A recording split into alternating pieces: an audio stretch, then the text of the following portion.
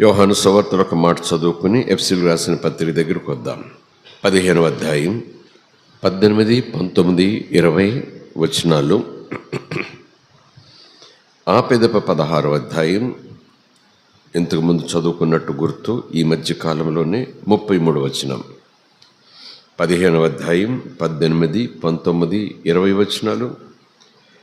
అలాగే 16వ అధ్యాయం 33 వచనం చూసుకుని ప్రధాన వాక్య భాగంలోనికి ఉపవాస ప్రార్థన దీక్షలకు సంబంధించిన దేవుడి సిద్ధపరుస్తున్న వచ్చిన భాగాల్లోకి వెళ్ళిపోవటానికి ప్రయత్నించేద్దాం.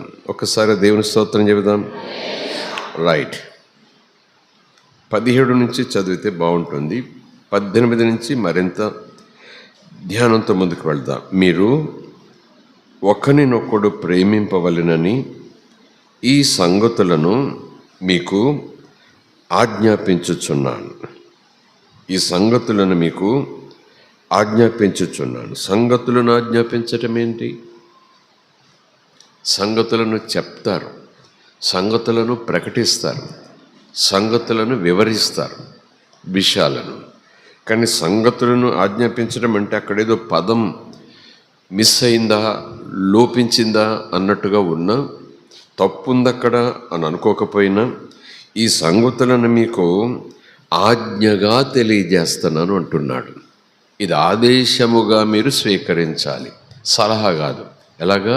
తప్పక పాటించాలి అని దేవుడు చెప్పాడు గనక నేను పాటించి తీరవలసిందే అన్నట్టుగా మీరు ఈ సంగతులను వినాలి. స్తోత్రం కలుగునుగాక. ఎనీవే, ఈ 18వ వచనం 19వ వచనం లోకం గురించి, దేవుని గురించి, మనలను గురించి. లోకము మిమ్మను ద్వేషించిన ఎడల మీకంటే ముందుగా నన్ను ద్వేషించిందని మీరు ఎరుగుదురు. మీరు ఎరిగి ఉండాలి. మీరు లోక సంబంధులైన ఎడల లోకము తన వారిని స్నేహించును. అయితే మీరు లోక సంబంధులు కారు. నేను మిమ్మల్ని లోకములో నుండి ఏర్పరచుకున్నాను. అందుచేతనే లోకము మిమ్మల్ని ద్వేషిస్తూ ఉంది.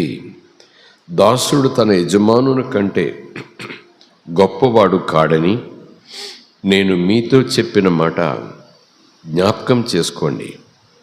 లోకులో నన్ను హింసించిన ఎడల మిమ్మల్ని కూడా హింసిస్తారు. నా మాట గైకొనిన ఎడల మీ మాట కూడా గైకుంటారు. నా మాట గైకొనడం, నా మాట లోకం వింటే మీ మాట కూడా లోకం వింటుంది. నా మాట లోకం వినదు, మీ మాట కూడా లోకం వినదు. లోకం నన్ను హింసించింది, మిమ్మల్ని ప్రేమిస్తుంది అనుకుంటారా? లేదు. మీరు నాతో ఉన్నారు గనక, నాలో ఉన్నారు గనక మిమ్మల్ని కూడా లోకం హింసిస్తుంది, ద్వేషిస్తుంది. ఎందుకు ఈ మాటలు చెప్తున్నానంటే, నిన్న మధ్యాహ్నం చెప్పిన ఆ మాటలకు తుది క్లోజింగ్ నిన్నటికి. ఎందుకంటే మాటలు, పోరాటాలు, సంభాషణలు, కుటుంబ సభ్యులు, బంధువులు, స్నేహితులు, ఇరుగు పొరుగు, ఈవెన్ ప్రభుత్వాలు, వ్యవస్థలు కూడా ఈ లెవెల్లోకి వచ్చేస్తాయి. అందుకే ప్రభు ముందుగానే మనల్ని ఇలాంటి మాటలతో ధైర్యపరుస్తాడు, బలపరుస్తాడు. గడిచిన దినం మనం అనుకున్నాం కదా, ఈ శ్రమలు మీకే వస్తున్నాయి అనుకుంటున్నారా? మీ సహోదరులకు కూడా ఇంతకుముందు వచ్చాయి. ఇలాంటి శ్రమలు అనుభవిస్తున్న వారు ఇంకా చాలామంది ఉన్నారు, మీ ఎదురుగా లేరు కానీ అంటూ కొంచెం ధైర్యం చెప్తున్నాడు. మీకు వస్తాయి. అలాగే ఈ మాటలు నేను నిన్న మధ్యాహ్నం చివరిలో చెప్పాలని సమయం అయింది కనుక నేను ముగించాను. కనుక ఆ మాటలను మీకు పరిచయం చేసి, ఎవరైనా లోక సంబంధులు, దేవునిని ఎరుగని వారు, లోకంతో స్నేహం చేసేవారు, లోకాన్ని మెప్పించటానికి జీవించేవారు, ప్రభువుని ఎరుగనివారు, ప్రభువును ప్రేమించిన వారు లోక సంబంధులు. ఆ లోకము మిమ్మల్ని ద్వేషిస్తున్నట్లయితే ఆ ద్వేషం మాటల్లో, క్రియల్లో వాళ్ళ నిర్ణయాల్లో, వాళ్ళ అభిప్రాయాల్లో చూపిస్తున్నట్లయితే ఒక మాట జ్ఞాపకం చేసుకోండి, మీకంటే ముందు ఈ లోకం నన్ను ద్వేషించింది. స్తోత్రం కలుగునుగాక. హల్లెలూయా. ఎందుకంటే యేసునే ద్వేషించింది. ఇక నన్ను ద్వేషించకుండా ఉంటుందా లోకం? నిజానికి ద్వేషించబడుటకు ఇంకా నాలో ఏమైనా లోపాలు ఉంటే ఉండొచ్చు, తగును నాకు. కానీ అలాంటి మహానుభావుణ్ణి, పరిశుద్ధుని, ఎప్పుడు మంచి చేసిన ఆయన్ని, మంచి బోధించిన ఆయనను, మంచి చేసిన, మంచిని చూపించిన ఆయననే లోకం ద్వేషించింది. ఇక నన్ను ద్వేషించకుండా ఉంటుందా అని అనుకోమంటున్నాడు యేసయ్య. స్తోత్రం కలుగునుగాక. హల్లెలూయా. కనుక ఒక్కొక్కసారి ఆత్మీయులు, ఇంట్లో వాళ్ళు, రక్త సంబంధులు, కుటుంబ సభ్యులు, ప్రాణ స్నేహితులు, ఎవరైనా సరే అలా ఉన్నప్పుడు దుఃఖపడిపోకండి, విరక్తి చెందేసేయకండి, ఇంకేదో అయిపోతున్నట్టు అనుకోకండి. No no no no no సాత్వికమైన మనసు కలిగి ఉండి విశ్వాసములో స్థిరంగా ఉండండి. స్తోత్రం కలుగునుగాక. హల్లెలూయా. ఎంత చక్కగానో లోకం మిమ్మల్ని ద్వేషిస్తున్నట్లయితే మీకంటే ముందుగా అది నన్ను ద్వేషించిందని లేఖనాలు చూశారుగా. ఆ ద్వేషమునకు పరాకాష్ట, ఇంకా తర్వాత ఇంకేముండదు ద్వేషం.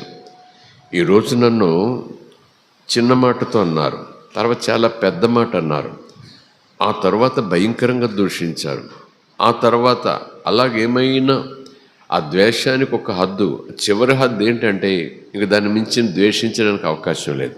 అలాగున యేసును కూడా అలాగున ద్వేషించి ఇంకా తారస్థాయి ఏంటంటే ముఖం మీద ఉమ్మేశారు. అదనమాట ద్వేషించడం అంటే మాటలు, చూపులు, నిర్ణయాలు, ప్రశ్నలు. నువ్వు దేవుడు కొడుకు అయితే అక్కడ ఉంటావేంటి, ఇలాగ ఉంటావేంటి, ఈ సంగతి ఏంటో తేల్చు, దీనికి సమాధానం చెప్పు, ఇలా మాటలతో వేధించటం. ఒక్కొక్కసారి నీ పుట్టుకేంటో మాకు తెలుసు అన్నట్టు రెచ్చగొట్టడం. ఒక్కొక్కసారి సమయం దొరికితే పర్వతాల మీద కిందకి దొమ్మిగా వచ్చి తోసేయటం కిందకి. లేఖనాల్లో ఉంది. వాళ్ళు ప్రయత్నం చేస్తే యేసు తప్పించుకుని పోయాడు. పిరుకోడు కాదు అది, యేసు చచ్చిపోయే సమయం కాదు, యేసు అలాగున చచ్చిపోయే సమయం కాదు. శిలువ మీద మరణించాలి, యెరూషలేమునకు వెలుపల మరణించాలి. స్తోత్రం కలుగునుగాక. హల్లెలూయా. ఒకటికి తక్కువ 40 దెబ్బలు భరించి, ఎందుకంటే ఆయన నలగ కొట్టబడాలి. తోసేస్తే నలగొట్టబడడు కదా, ఆ రాళ్ళు నలగొడతాయి ఆయన్ని. పర్వతాల నుంచి తోసేస్తే ఎక్కడి నుంచి తోసేశారు, ఎక్కడి నుంచి తొయ్యాలనుకున్నారు, యెరూషలేము వెళ్ళినప్పుడు, ఆ ప్రాంతం వెళ్ళినప్పుడు చూపించారు, తీసుకెళ్ళి చూపిస్తారు కదా, దిస్ ఈజ్ ద ప్లేస్, ఇక్కడి నుంచే కిందికి తోసేయాలనుకున్నారంటే అక్కడ కిందికి వెళ్తే కళ్ళు తిరిగినంత పని అయింది. ఏమో నిజమని నమ్మి చూసుకోవాలి ఆ సైట్స్ అన్నీ కూడా. అది సమయం కాదు. కానీ ఇక తారస్థాయి, లోకం నన్ను ద్వేషించింది అని మీరు తెలుసుకోండి. నాతో స్నేహం చేసే మీరు, నాతో సహవాసం చేసే మీరు, నాతో పెనవేసుకుంటూ నాతోనే ఉండాలనుకున్నటువంటి మిమ్మలను లోకం ప్రేమిస్తుందని ఎక్స్పెక్ట్ చేస్తున్నారా? లోకం ప్రేమించాలని ఆశపడుతున్నారా? లోకమంతా మిమ్మల్ని ఆరాధించాలని ఆశపడుతున్నారా? మీ ఆశ అడియాస అవుతుంది, మీ కోరిక తీరదు. నిజముగా నాలో ఉన్నవారు, నిజముగా నాతో ఉన్నవారు, నిజముగా నన్ను పెనవేసుకుంటూ వెళుతున్నవారు, నిజముగా నాతో సహవాసం చేస్తున్నవారు, యేసు నేను ఒకటే, యేసు నేను ఒకటే ఉండాలలాగన అంటూ జీవితాన్ని మలుచుకుంటూ ముందుకు సాగుతున్నవారు వినండి, వినండి, ఖచ్చితంగా లోకం మిమ్మల్ని ద్వేషిస్తుంది. కుటుంబ సభ్యులే ద్వేషిస్తారు. ఎంత ద్వేషిస్తారంటే ఇంకా చివరిది ఉమ్ము ఇటు ఒకటి తరువాయి అన్నట్టు, చీ అన్నట్టు. కృంగిపోకండి, మనసులు విరిచేసుకోకండి, తొందరపాటు నిర్ణయాలు తీసుకోకండి, సహించుకోండి, ధైర్యంగా ఉండండి. నన్నే తిట్టారు, నా మొక్క మీద ఉమ్మలేశారు, భయంకరంగా దూషించారు, కొరత వేసేశారు. మీకు చేయకుండా ఉంటుందా లోకం? తప్పకుండా చేస్తుంది. ప్రిపేర్గా ఉండమని కాదు, ధైర్యంగా ఉండండి, మనసు నిబ్బరం చేసుకుని ఉండండి. తొందరగా కృంగిపోకండి, తొందరగా విరక్తులకు వెళ్ళిపోకండి, తొందరగా వాళ్ళను కూడా ద్వేషించడం ప్రారంభించకండి. వారి మీద శాపాలు పెట్టకండి, వారి మీద పగలు పెంచుకోకండి, నాలాగా మౌనంగా ఉండండి. దేవునికి స్తోత్రం. అలా ఉంటే ఏమొస్తుందో నాకు, నీలో ఉంటాను, నీతో ఉంటాను, ఏమవుతుందో నాకంటే నీకు పరలోకంలో గొప్ప బహుమానం. స్తోత్రం కలుగునుగాక. నీకు పరలోకంలో గొప్ప బహుమానం. స్తోత్రం కలుగునుగాక. అయితే మీరు లోక సంబంధులు కారు, నేను మిమ్మల్ని లోకంలో నుండి ప్రత్యేకపరిచాను, ఏర్పాటు చేసుకున్నాను. ఆ కారణం చెప్పిన లోకం మిమ్మల్ని ద్వేషిస్తూ ఉంది. స్తోత్రం కలుగునుగాక. మీరు యేసుని ఎరుగుదురు గనక, మేము యేసు పిల్లలమని చెప్పుకుంటున్నారు గనక, లేదా యేసు మార్గంలో ఉన్నామని చెప్పుకుంటున్నారు గనక లోకం మిమ్మల్ని ద్వేషిస్తూ ఉంది. యేసులో లేకపోతే, యేసుని నమ్మిన ఆ స్థాయిలో లేకపోతే లోకం మిమ్మల్ని ద్వేషించదు, మీతో స్నేహం చేస్తుంది, తన స్నేహాన్ని మీకు అందిస్తుంది. దాసుడు తన యజమానుని కంటే గొప్పవాడు కాడు కదా. దాసుడు తన యజమానుని కంటే గొప్పవాడు ఏం కాదు కదా అని నేను మీతో చెప్పిన మాట జ్ఞాపకం చేసుకోండి. లోకము నన్ను, ఇందాకేమో ద్వేషం, ఇప్పుడు హింస, అంటే ఇంకా డబల్ అన్నమాట. అది ద్వేషము తర్వాత హింస. లోకము నన్ను హింసించిన ఎడల మిమ్మను కూడా హింసిస్తుంది. హింసిస్తుంది అంటే కలవరి సిలువ, ఉమ్ములుయటం, కొరడాలు, బళ్ళెపోట్లు అవన్నీ పక్క పెట్టండి. లోకరీతిగా మనం ఎదుర్కొంటున్న పరిస్థితులకు తీవ్రత అన్నమాట, అంత తీవ్రత. అయినను మీరు నా మాట పట్టుకుని ఉండండి. వాళ్ళు నా మాట వింటే అలా చేయరు, నా మాట వినరు. వాళ్ళు నేను ఏం చెప్పినా వినరు. అలాగే మీరు కూడా ఏం చెప్పినా ఎందుకు ద్వేషిస్తారు, ఎందుకు హింసిస్తారు? నేనేం తప్పు చేశానని, నేనేం మార్గం తప్పానని, చేయకూడదు ఏం చేశానని, మంచే కదా, సత్యమే కదా, ధ్యానమే కదా, దేవునితో ఆరాధనే కదా, అన్నిటికన్నా మంచి మార్గం ఎన్నుకున్నాను కదా అని మీరు ఎంత చక్కగా నిజం సత్యం చెప్పటానికి ప్రయత్నం చేసినా వినండి, నేను ఇలాగే చెప్పాను, నా మాట వినలేదు లోకం. మీరు చెప్తున్నారు, మీ మాట కూడా విందు లోకం. అయినా ధైర్యంగా ఉండండి. స్తోత్రం కలుగునుగాక. 16:33 దీనికి కంటిన్యూటీ. నా యందు మీరున్నారు కనుక నా యందు మీకు శాంతి, సమాధానము, నెమ్మది కలుగునట్లు, ఓదార్పు కలుగునట్లు ఈ మాటలు మీతో చెప్పుచున్నాను అంటూ మళ్ళీ రిపీట్. 16వ అధ్యాయం. లోకములో మీకు శ్రమ కలుగుతుంది, లోకంలో మీకు శ్రమలు ఉండవు అని చెప్పలా. లోకం మిమ్మలను పల్లకిలో కూర్చోబెట్టి దండలేసి ఊరేగిస్తుందని అసలే చెప్పలా. ఎప్పుడైతే నమ్ముకుంటారో సుఖములే సుఖములు మీకు, భోగములే భోగములు మీకు, భాగ్యములే భాగ్యములు మీకు అని ఎక్కడా ప్రభు చెప్పలా.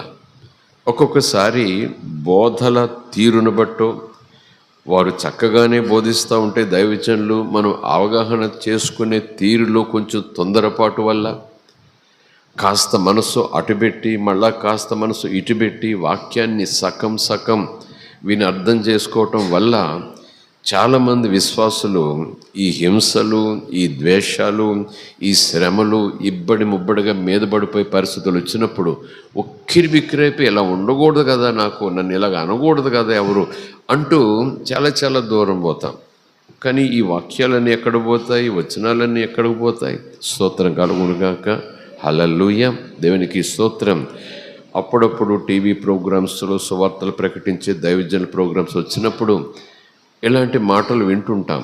బోధలు కాదు, ముందు అడ్వర్టైజ్మెంట్ లాగా. మీ బిజినెస్ పైకి రాదని ఎవరన్నారు, మీకు పిల్లలు పుట్టరని ఎవరన్నారు అంటూ ఇలాగ ఎవరన్నారు అంటూ 2-3 అడ్వర్టైజ్మెంట్లు విన్నాను నేను. కొంతమంది దైవజనులు అంటుంటారు ఎవరన్నారు. ఈ మాటలు కూడా సంఘానికి తెలియాలి. శ్రమలు ఉండవని ఎవరన్నారు, శోధనలు ఉండవని ఎవరన్నారు, హింసలు ఉండవని ఎవరన్నారు, కష్టాలు ఉండవని ఎవరన్నారు? అందుకే బోధలో రెండో భాగం, నాణానికి రెండో భాగం.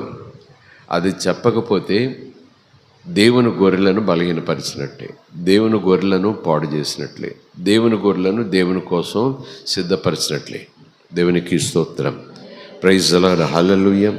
ఎంతగా నీటి మీద నడిచిన అనుభవాలు ఇచ్చినా, ఎంతగా 5 రొట్టెలు 2 చేపలు తాను విరిచి అందరికీ పంచిపెట్టించి అద్భుతాలు వాళ్ళ ద్వారా చేయించినా, ఎంతగా యేసునామములో దెయ్యాన్ని వదలగొట్టేలాగున్నా, రోగులను స్వస్థపరిచేలాగున్నా, ఆశ్చర్య అద్భుత కార్యాలు చేసేలాగున్నా, ప్రార్థించగా వర్షం కురిసి, ప్రార్థించగా వర్షం ఆగిపోయి అద్భుతాలు చేసినా ఇంకేముంది, జీవితం అంతా శక్తి, జీవితం అంతా కూడా అద్భుతాలు, జీవితం అంతా కూడా యేసునామములో పొందుకోవటమే. అడ్డెవరు ఉంటారు, పర్వతాలు ఎక్కడ ఉంటాయి? అంత మాత్రమే కాదు, ఈ ఒక ప్రక్క జరుగుతున్నాను, రెండో ప్రక్క మీకు దెబ్బలు వస్తూనే ఉంటాయి. దీనికి కూడా మీరు సిద్ధంగా ఉండండి. స్తోత్రం కలుగునుగాక. దేవునికి స్తోత్రం. కనుక సుఖముగా ఉండాలని కోరుకోవటం తప్పులేదు, సుఖపడాలని కోరుకోవటం కూడా తప్పేం లేదు. కానీ ఎప్పుడూ సుఖంగా ఉంటామని యేసుప్రభు హామీ ఇవ్వలేదు. కష్టాల్లో కూడా సుఖముగా ఉండగలిగిన ఆ ప్రత్యేకమైన మార్గం యేసుప్రభు చెప్పాడు. హింసలో కూడా ధైర్యంగా ఉండే ఆ మార్గం యేసుప్రభు చెప్పాడు. భయంకరమైన దోషంలో కూడా చిరునవ్వుతో సహించుకుంటూ పోయి ఆ మార్గం యేసుప్రభు చెప్పాడు. ఏంటి ఆ మార్గం అంటే, యేసు ఒకటే అంటాడు, మీరు నన్ను చూడండి, నాలో దాక్కోండి. Praise the Lord. హల్లెలూయా.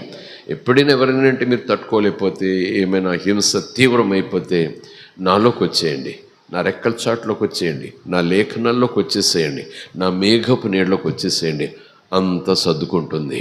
స్తోత్రం కలుగునుగాక. దేవునికి స్తోత్రం. అలాంటి మనసుతోనే మనం ఉండాలి.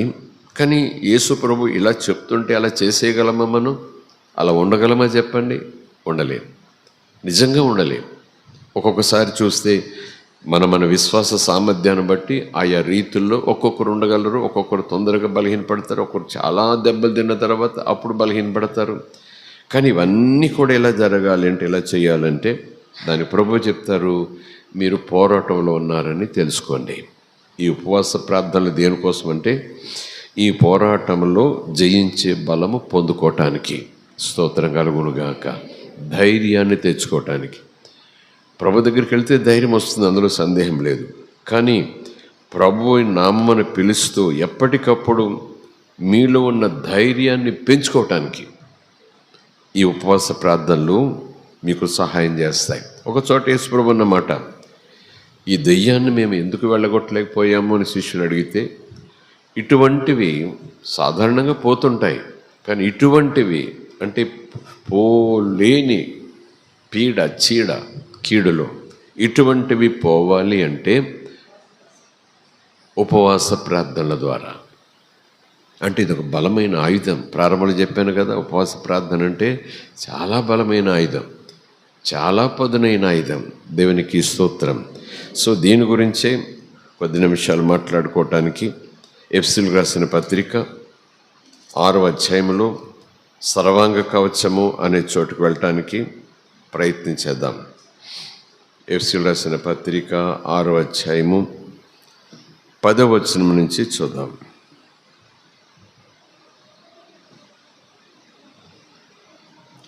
10వ వచనం నుంచి 18వ వచనం వరకు చదువుతున్నాను, మీరు కూడా చూడండి.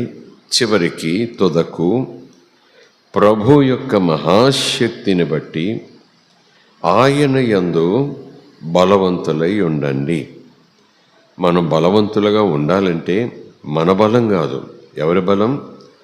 ప్రభు యొక్క మహాశక్తిని బట్టి మనం బలవంతులం. మీరు అపవాది అనగా సాతాను తంత్రములను ఎదిరించుటకు శక్తిమంతులగునట్లు. అపవాది అంటే శత్రువు. వాడు దొంగిలించడానికి వస్తాడు, చంపటానికి వస్తాడు, నాశనం చేయటానికి వస్తాడు. అది కూడా తంత్రములతో వస్తాడు. తంత్రములతో అంటే కుట్రలతో, కుయుక్తులతో ఏమరిచి వస్తాడు, భ్రమపరిచి వస్తాడు, తెలియకుండా వస్తాడు. స్తోత్రం కలుగునుగాక. తంత్రం అంటే కుట్ర. అంటే తాను తోడేలయ్యుండియో కూడా గొర్రె తోలు కప్పుకొని వచ్చినట్టుగా నిజానికి వాడు చంపటానికి వస్తాడు కానీ చావు నుంచి తప్పించటానికి వస్తున్నాను అన్నట్టుగా వస్తాడు. తంత్రం అంటే అది. వాడిని ఎదిరించుటకు, తంత్రములను ఎదిరించుటకు మీరు శక్తిమంతులగునట్లు దేవుడిచ్చే సర్వాంగ కవచమును ధరించుకోండి. ఎలయనగా, ఎందుకనగా మనము అంటే సేవకులు మాత్రమే కాదు, మనము అంటే సంఘం, ఎఫ్సి ప్రాంతంలో ఉన్న పరిశుద్ధులని, దేవుని చేత పిలువబడిన సంఘం. దేవుని మనకి స్తోత్రం. 1వ అధ్యాయం ఆ మాటలు చూడండి. దేవుని చిత్తము వలన క్రీస్తు యేసు అపోస్తలుడైన పౌలు ఎఫెసులోనున్న పరిశుద్ధులను క్రీస్తు యేసునందు విశ్వాసులు అయిన వారికి శుభమని చెప్పి వ్రాయునది. అంటే విశ్వాసులకు ఈ మాట. పోరాటం అంటే దైవజనులు, లేకపోతే సువార్థికులు, అపొస్తలులు, ఆయన పనిలో ఉన్నవారు అని అనుకుంటాం.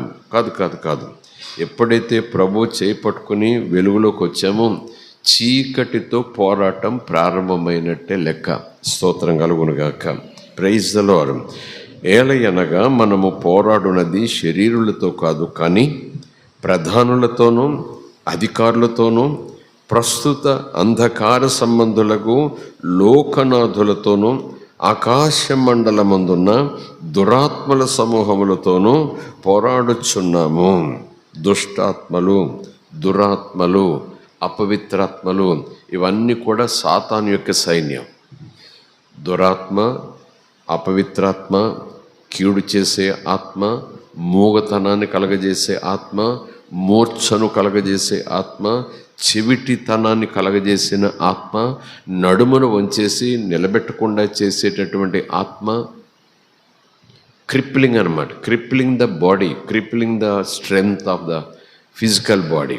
మీకు తెలుసు కదా, ఒక స్త్రీ దాదాపు 16 సంవత్సరాల నుంచి నడుము వంగిపోయి ఉంది, మందిరంలో ఉంది, వచ్చిపోతూ ఉంది. ఆ రోజు యేసు మందిరానికి వెళ్ళాడు, సమాజ మందిరానికి. వాక్యం, ధ్యానం, ప్రజలు, సంభాషణ. ఆమెను చూశాడు. నడుము వంగిపోయింది. మామూలు వంకరైతే పెద్ద ఏం పర్వాలేదు, వంగిపోయింది. ఆమె నిలబెట్టాడు, దగ్గరికి రమ్మని పిలిచాడు, అలా చేత్తో ముట్టాడు. నిటారుగా వచ్చేసింది ఆమె. లేఖనంలో ఉంది, ఆమెను అలాగని క్రిప్పిల్ చేసిన దురాత్మను యేసు గద్దించి పొమ్మన్నాడు. స్తోత్రం కలుగునుగాక. వెంటనే ఎముకలు నిటారైపోయాయి. కనుక దురాత్మలుగానే ఒక్కొక్క డిపార్ట్మెంట్కి ఉంటాయి దురాత్మలు.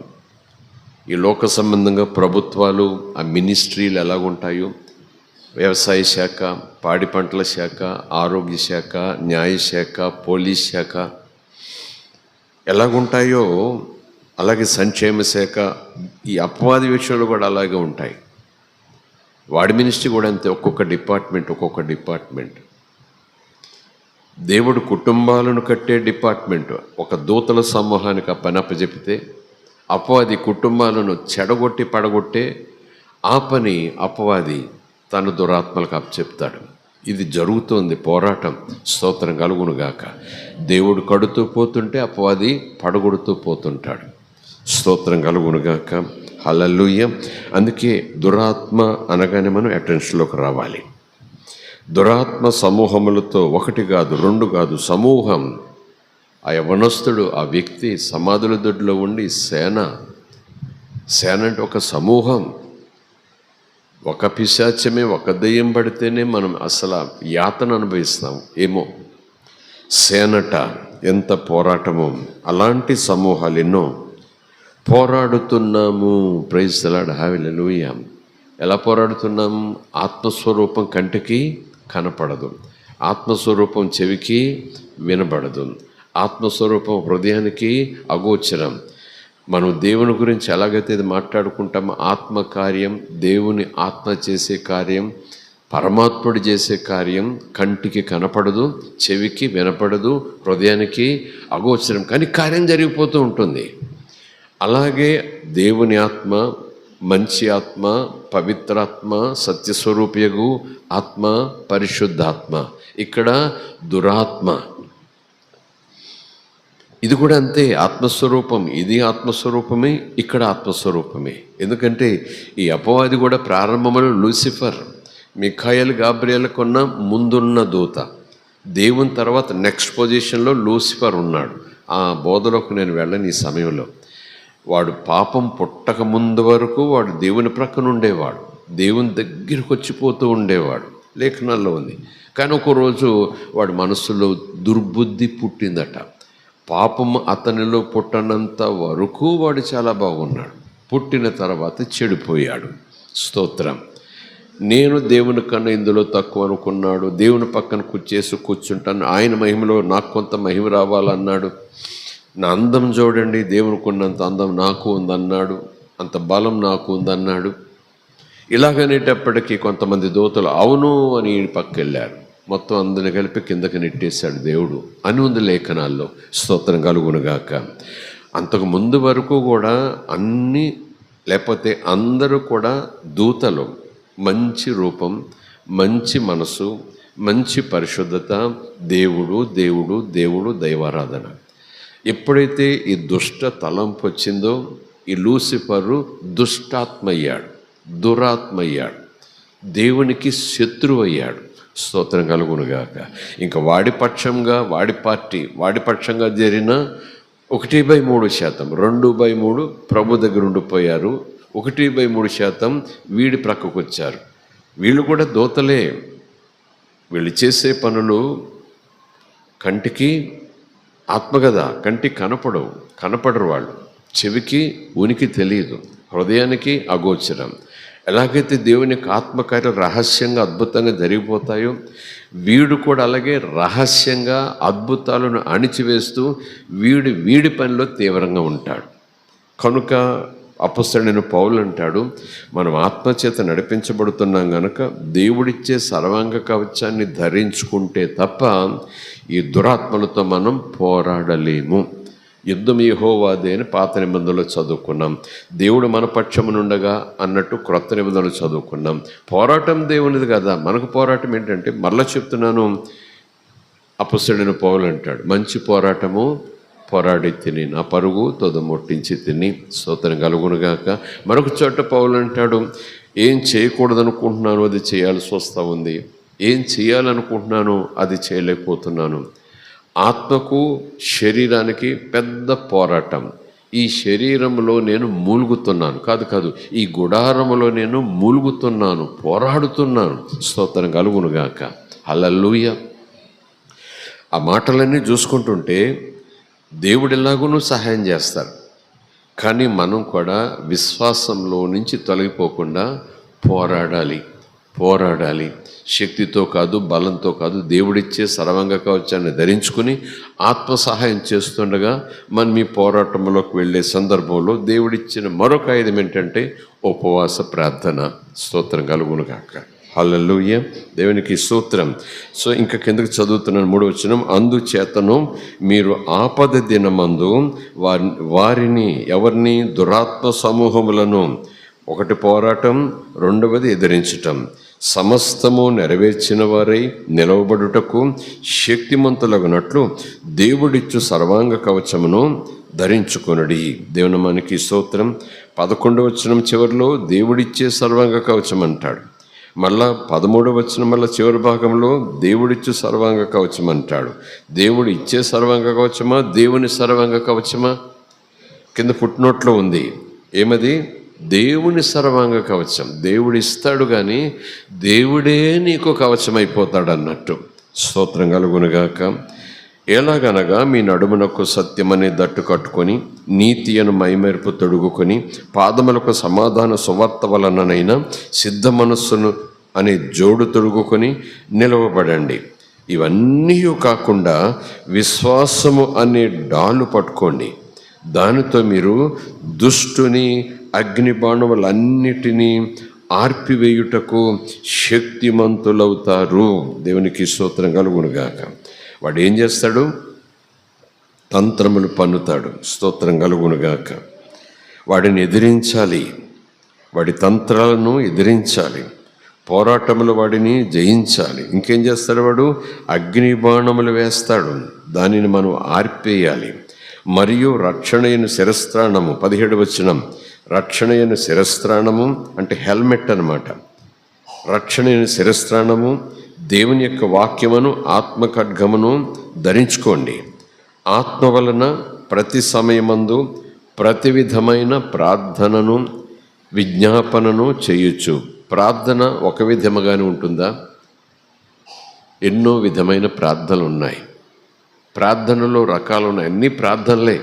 కానీ ప్రార్థనల్లో విధానాలు ఉన్నాయి. బంధించటము, విడుదల చేయటము, బ్రతిమలాడటము, ఎదిరించటము, ప్రసవ వేదన పడటము, స్తోత్రం కలుగునుగాక, దేవుని చిత్తము జరగాలని అడగటము, ప్రతి విధమైన ప్రార్థన, కన్నీటి ప్రార్థన, అడిగే ప్రార్థన, ప్రసవ వేదన పడే ప్రార్థన, అపవాదిని ఎదిరిస్తూ ప్రార్థన కాదు, అపవాదిని ఎదిరిస్తూ ప్రార్థనలో అపవాదిని ఎదిరించటం, స్తోత్రం కలుగునుగాక, బంధించటము, విడుదల చేయటం, ఇలాగ ప్రతి విధమైన. ఇంకా చెప్పాలంటే మనసుతో ప్రార్థన, ఆత్మతో ప్రార్థన. కొరింథీయులకు రాసిన పత్రిక చూస్తే ప్రార్థన మనసుతో ప్రార్థన, ఆత్మతో ప్రార్థన, భాషలు అన్నమాట.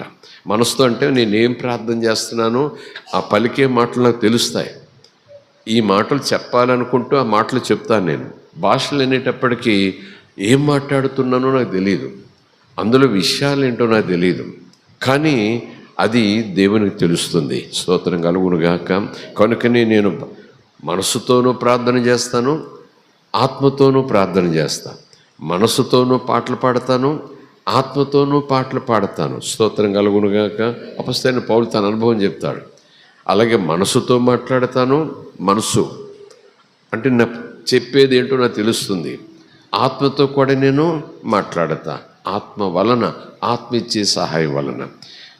ఒకటి నా శక్తితో, నా జ్ఞానంతో నాకు తెలిసేలాగా. రెండవది ఉపయోగించేది నా శరీరమైనా, ఉపయోగించేది నా స్వరమైనా, ఉపయోగించేది నా 4 పెదాలైనా, నేను మాట్లాడేది ఏంటో నాకు తెలియదు, అది దేవునికే తెలుస్తుంది. నాలో ఉండి నా చేత ఆ మాటలు పలికించే పరిశుద్ధాత్మకే తెలుస్తుంది. దేవునికి స్తోత్రం. భాషలతో మాట్లాడువాడు మనుషులతో మాట్లాడటలేదు. లేఖనం చెప్తుంది వారు దేవునితో మాట్లాడుతున్నారు. నో, దేవునితో రహస్యములు మాట్లాడుతున్నారు. స్తోత్రం కలుగునుగాక. హల్లెలూయా. రహస్యం అని దేన్ని అంటారు చెప్పండి? తెలిసిపోయేదాన్ని అంటారా, తెలియదాన్ని అంటారా? కొంతమందికి తెలిసేదా? అందరికీ తెలిస్తే రహస్యమే కాదు. కొంతమందికి తెలిసి మందికి తెలియదు అనుకోండి, అది కూడా రహస్యం కాదు, ఎక్కడో తెలిసిపోయింది కదా. దేవుడికే తెలిసేలాంటి రహస్యం. ఎంత అద్భుతమైన అనుభవమో. దేవుని మనకి స్తోత్రం. ఇంకా చెప్పాలంటే నువ్వు ఇంగ్లీష్లో ప్రార్థన చేసినా, తెలుగులో ప్రార్థన చేసినా, ఇంకే భాషలుంటే భాషలో ప్రార్థన చేసినా అపవాదికి తెలుస్తుందేమో. నేను అనుకుంటాను ఈ భాషలతో ప్రార్థన చేస్తే భాషల్లో కూడా లోక సంబంధమైన భాషలు ఉంటాయి. కొన్ని ఎవ్వరికీ తెలియని దేవునికే తెలిసే భాష కూడా వస్తుంది మన ప్రార్థనలో నుంచి.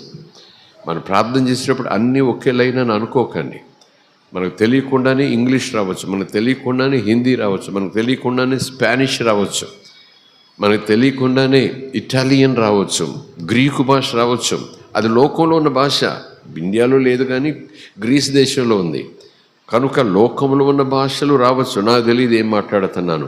ఆ గ్రీకు దేశం నుంచి వచ్చిన విశ్వాసం ఇక్కడ ఉంటే అదేంటి మీకు ఈ భాష ఎలాగొచ్చు, మీరు మా భాషలో ప్రార్థన చేస్తున్నారు ఏంటంటే, నేనా మీ భాషలో ప్రార్థన చేస్తున్నానా, అదేంటి అని అంటే, ఇంతవరకు మీరు అదే ప్రార్థన చేశారు, దేవుణ్ణి ఎంతగా మహింపరిచారో, ఎంతగా గణపరిచారో అంటే ఈ వ్యక్తి ఆశ్చర్యపోతాడు. నేను జాంబియాలో ఉన్నప్పుడు, మారనాథా చర్చిలో ఉన్నప్పుడు, అసెంబ్లీస్ ఆఫ్ గాడ్లో ఉన్నప్పుడు, ఆరాధన అయిపోయిన తర్వాత కాసేపు బయట యార్డ్లో నుంచొని మాట్లాడుకుంటుంటాం. కాసేపు గబగబా వెళ్ళిపోం.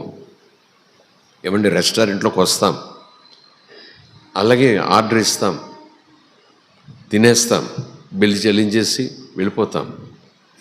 కానీ అక్కడ ఎంత చక్కటి పరిచర్య అంటే, వచ్చినప్పుడు ఒక్కొక్కసారి అందరూ వస్తారు, అందరూ కలిసి రారు కదా, ఒక్కొక్కసారి వచ్చేస్తూ ఉంటారు, లోపలికి వెళ్ళిపోతారు. అయిపోయిన తర్వాత ఎంతో ఎమర్జెన్సీ పని ఉంటే తప్ప అందరూ కూడా అలా గుంపులుగా నిలబడి పలకరించుకుంటూ ఉంటారు. కనీసం 10-15 నిమిషాలు. స్తోత్రం కలుగునుగాక. పరుగులు పెట్టుకుని పోరు అసలు. అలాగనే ఫెలోషిప్ పెరుగుతుంది, అలాగనే ఆత్మీయత పెరుగుతుంది. అలాగని ఒకరికొకరు అర్థం చేసుకునే స్థితి పెరుగుతుంది. అక్కడ అలవాటు చేసుకున్నాను నేను. ఆ సన్నివేశంలో అక్కడ జరిగే గుంపుల సంభాషణలో ఇలాగ సన్నివేశం జరగటం నేను తెలుసుకున్నాను. ఏమనంటే అక్కడ ఉన్నటువంటి ఒక వ్యక్తి ఆఫ్రికన్ అబ్బాయితో అంటున్నాడు, మీరు ఎప్పుడు వచ్చారు ఇటలీ, మీకు ఇటాలియన్ తెలుసా అని అడుగుతున్నాడు. ఈ యవ్వనస్తుడు ఇటలీ రావటం ఏంటి, ఇటాలియన్లో మాట్లాడటం ఏంటి, నాకేం తెలియదని ఇంగ్లీష్లో అంటున్నాడు. ఆయన పలకరించడం ఇటాలియన్లో పలకరించాడు. ఈయన తెల్ల ముఖం వేశాడు. అప్పుడు మళ్ళీ ఆయన ఏం చేశాడు, ఇంగ్లీష్లో మాట్లాడాడు. అప్పుడు ఈయన సమాధానం చెప్పాడు. అదేంటి, నేను ఇటాలియన్లో మాట్లాడితే మీరేమి అలా చూస్తున్నారు నా వంక, మళ్ళీ ఇంగ్లీష్లో మాట్లాడితే మీరు ఇంగ్లీష్లో సమాధానం చెప్తున్నారు, మీకు ఇటాలియన్ రాదా, ఇటలీ భాష ఇటాలియన్ రాదా అని అంటే రాదు నాకు అన్నారు. రాదా, మరిందాక ఆరాధన జరుగుతుంటే మీరు ఇటాలియన్లో మీరు దేవుని ఎంత బాగా ఆరాధించేశారో, ఎంతగా కనపరిచారో, ఎంతగా దేవుని స్తుతించారో, మీ వెనకాల వరుసలోనే నేనున్నా. ఇతనికి ఇటాలియన్ భాష వచ్చి అనుకుంటాను, బయటకు వెళ్ళిన తర్వాత మాట్లాడుకొని కొంచెం ఫెలోషిప్ పెంచుకోవచ్చు అనుకుంటూ రాగానే మీ దగ్గరకు వచ్చాను.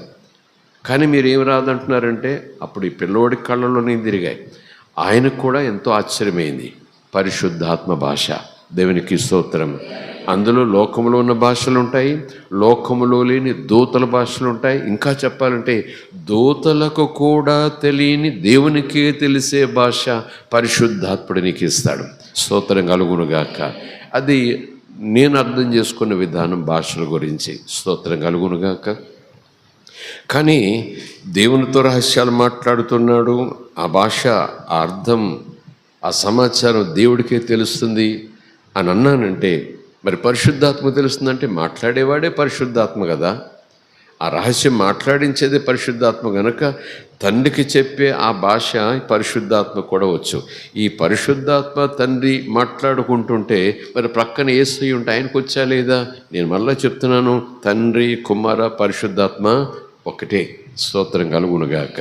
పరిశుద్ధాత్మలో మాట్లాడితే తండ్రితో రహస్యం, యేసయ్యతో రహస్యం.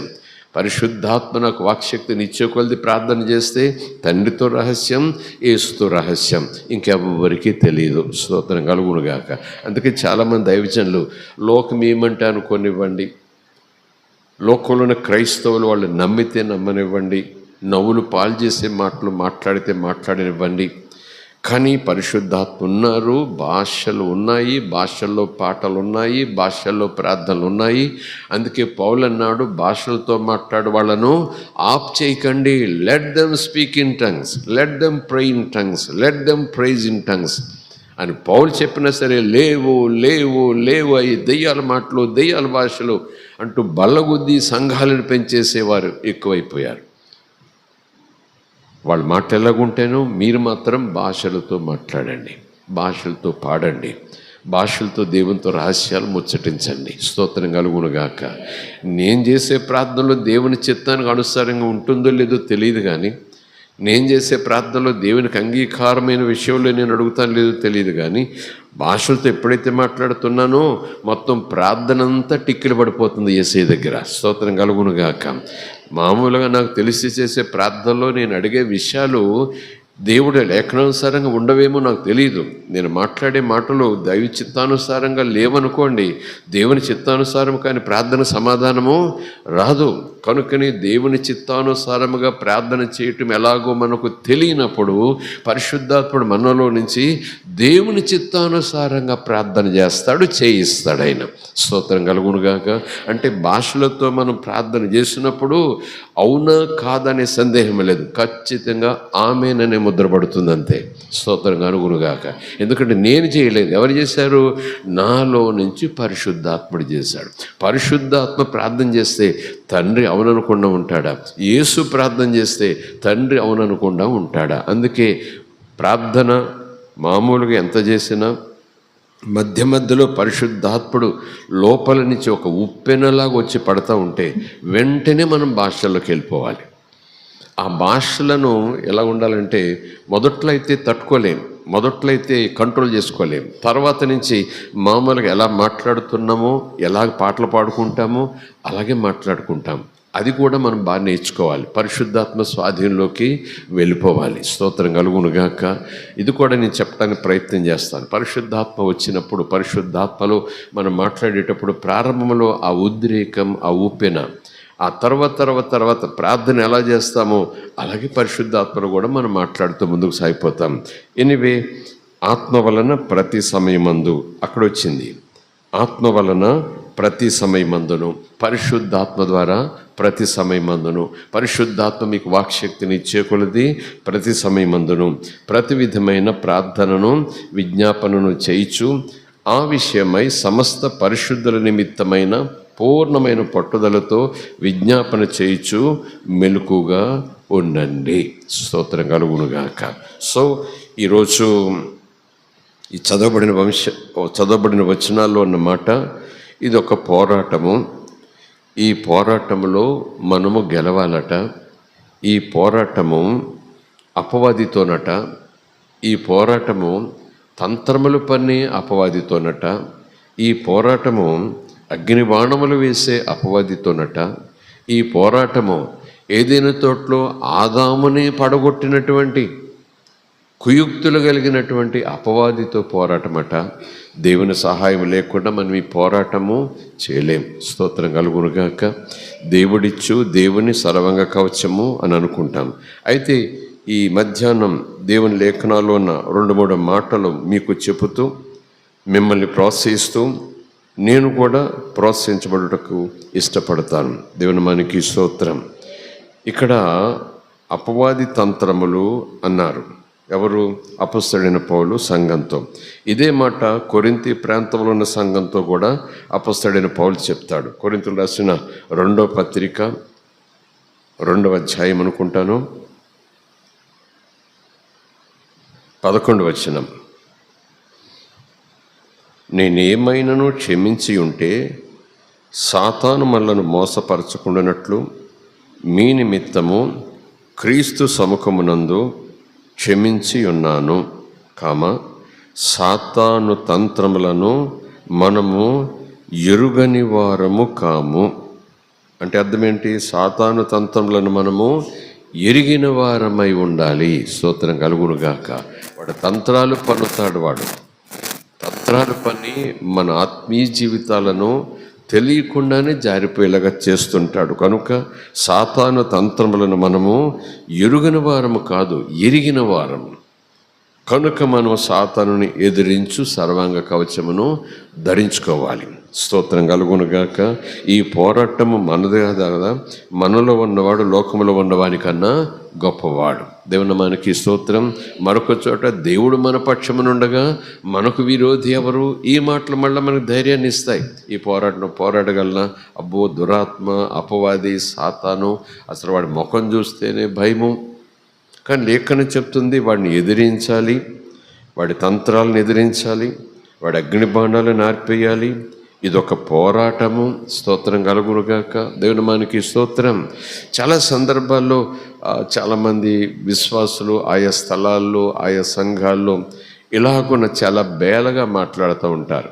అపవాది వచ్చి మా వాకిట్లో పడుకున్నాడు, సాతాను వచ్చి మా హాల్లో పడుకున్నాడు, సాతాను వచ్చి నా బెడ్రూమ్లో పడుకున్నాడు, ప్రార్థన చేసుకుంటుంటే ఇలా కనపడ్డాడు, అలా కనపడ్డాడు. చాలా సందర్భాల్లో నాకు పరిచయమైన సమూహాల్లోనే నేను విన్నాను. వారి గురించి చాలామంది సాక్ష్యాలు చెప్తారు. చాలా ప్రార్థనా పరులని, ఎప్పుడూ ప్రార్థనలు ఉంటారని. కానీ వారి నోటి నుంచి వచ్చే ప్రతి మాట కూడా కీడే. సమాధి పెట్టి సాతాను, ఇంత పళ్ళు, అంత కళ్ళు, ఇంకివే. అప్పుడప్పుడు పరిశుద్ధాత్మ ప్రేరేపిస్తే అడగాలనుకున్నాను, కానీ నేనే అడగటం మానేశాను. ఇన్ని సంవత్సరాల నుంచి ప్రార్థన చేస్తున్నారు, ఇన్ని సంవత్సరాల నుంచి విజ్ఞాపన చేస్తున్నారు, ఇన్ని సంవత్సరాల నుంచి ప్రార్థనను కలిగి ఉన్నారు. ఎప్పుడు మీకు అపవాది కనపడతాడా? ఏసై ఒక్కసారి కూడా కనపడలేదా? ఏసై ఒక్కసారి కూడా కనపడలేదా అనేది నా ప్రశ్న. స్తోత్రం కలుగునుగాక. దేవుని మనకి స్తోత్రం. కొంతమందికి ఎంత ప్రార్థన చేస్తారో ఎప్పుడు చెడే కనపడుతుంది ప్రార్థనలో. ఒక్కసారి కూడా వెలుగు, ఆ తేజస్సు, దానికి సంబంధించిన దర్శనం, కళ అస్సలు కనపడదు. 24 గంటలు ప్రార్థన చేస్తారట. మై గాడ్, ఆలోచన చేయాలి. తప్పని నేను అనను. Okay, let them have their own experience, వాళ్ళ అనుభవాలు వాళ్ళకు ఉండనివ్వండి. కానీ నా అవగాహన నేను మీకు చెప్తున్నా. స్తోత్రం కలుగునుగాక. దేవునామానికి స్తోత్రం. సో ప్రభు మనలో ఉన్నాడు. మనలో ఉన్నవాడు లోకంలో ఉన్నవాని కన్నా ఈ లోకము నాది అని కూడా యేసు దగ్గర ఎదురు వెళ్ళాడు. ఈ లోకంలాది, లోకంలో ఉన్నవన్నీ నావి, నా కాళ్ళ దగ్గర నువ్వు నమస్కారం చేస్తే సాగిలపడితే ఇవన్నీ కూడా నీకు ఇచ్చేస్తాను అన్నాడు కదా.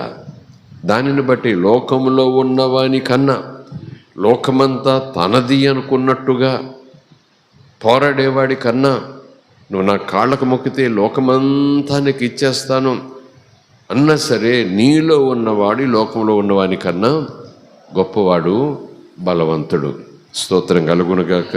మరొక చోట బలవంతుడైన, బలిష్ఠుడైన, బలమైన హస్తము కలిగిన ఆ మహాదేవుడు నీ పక్షమునుండగా ఎవరు నీకు శత్రువుగా ఉండగలరు?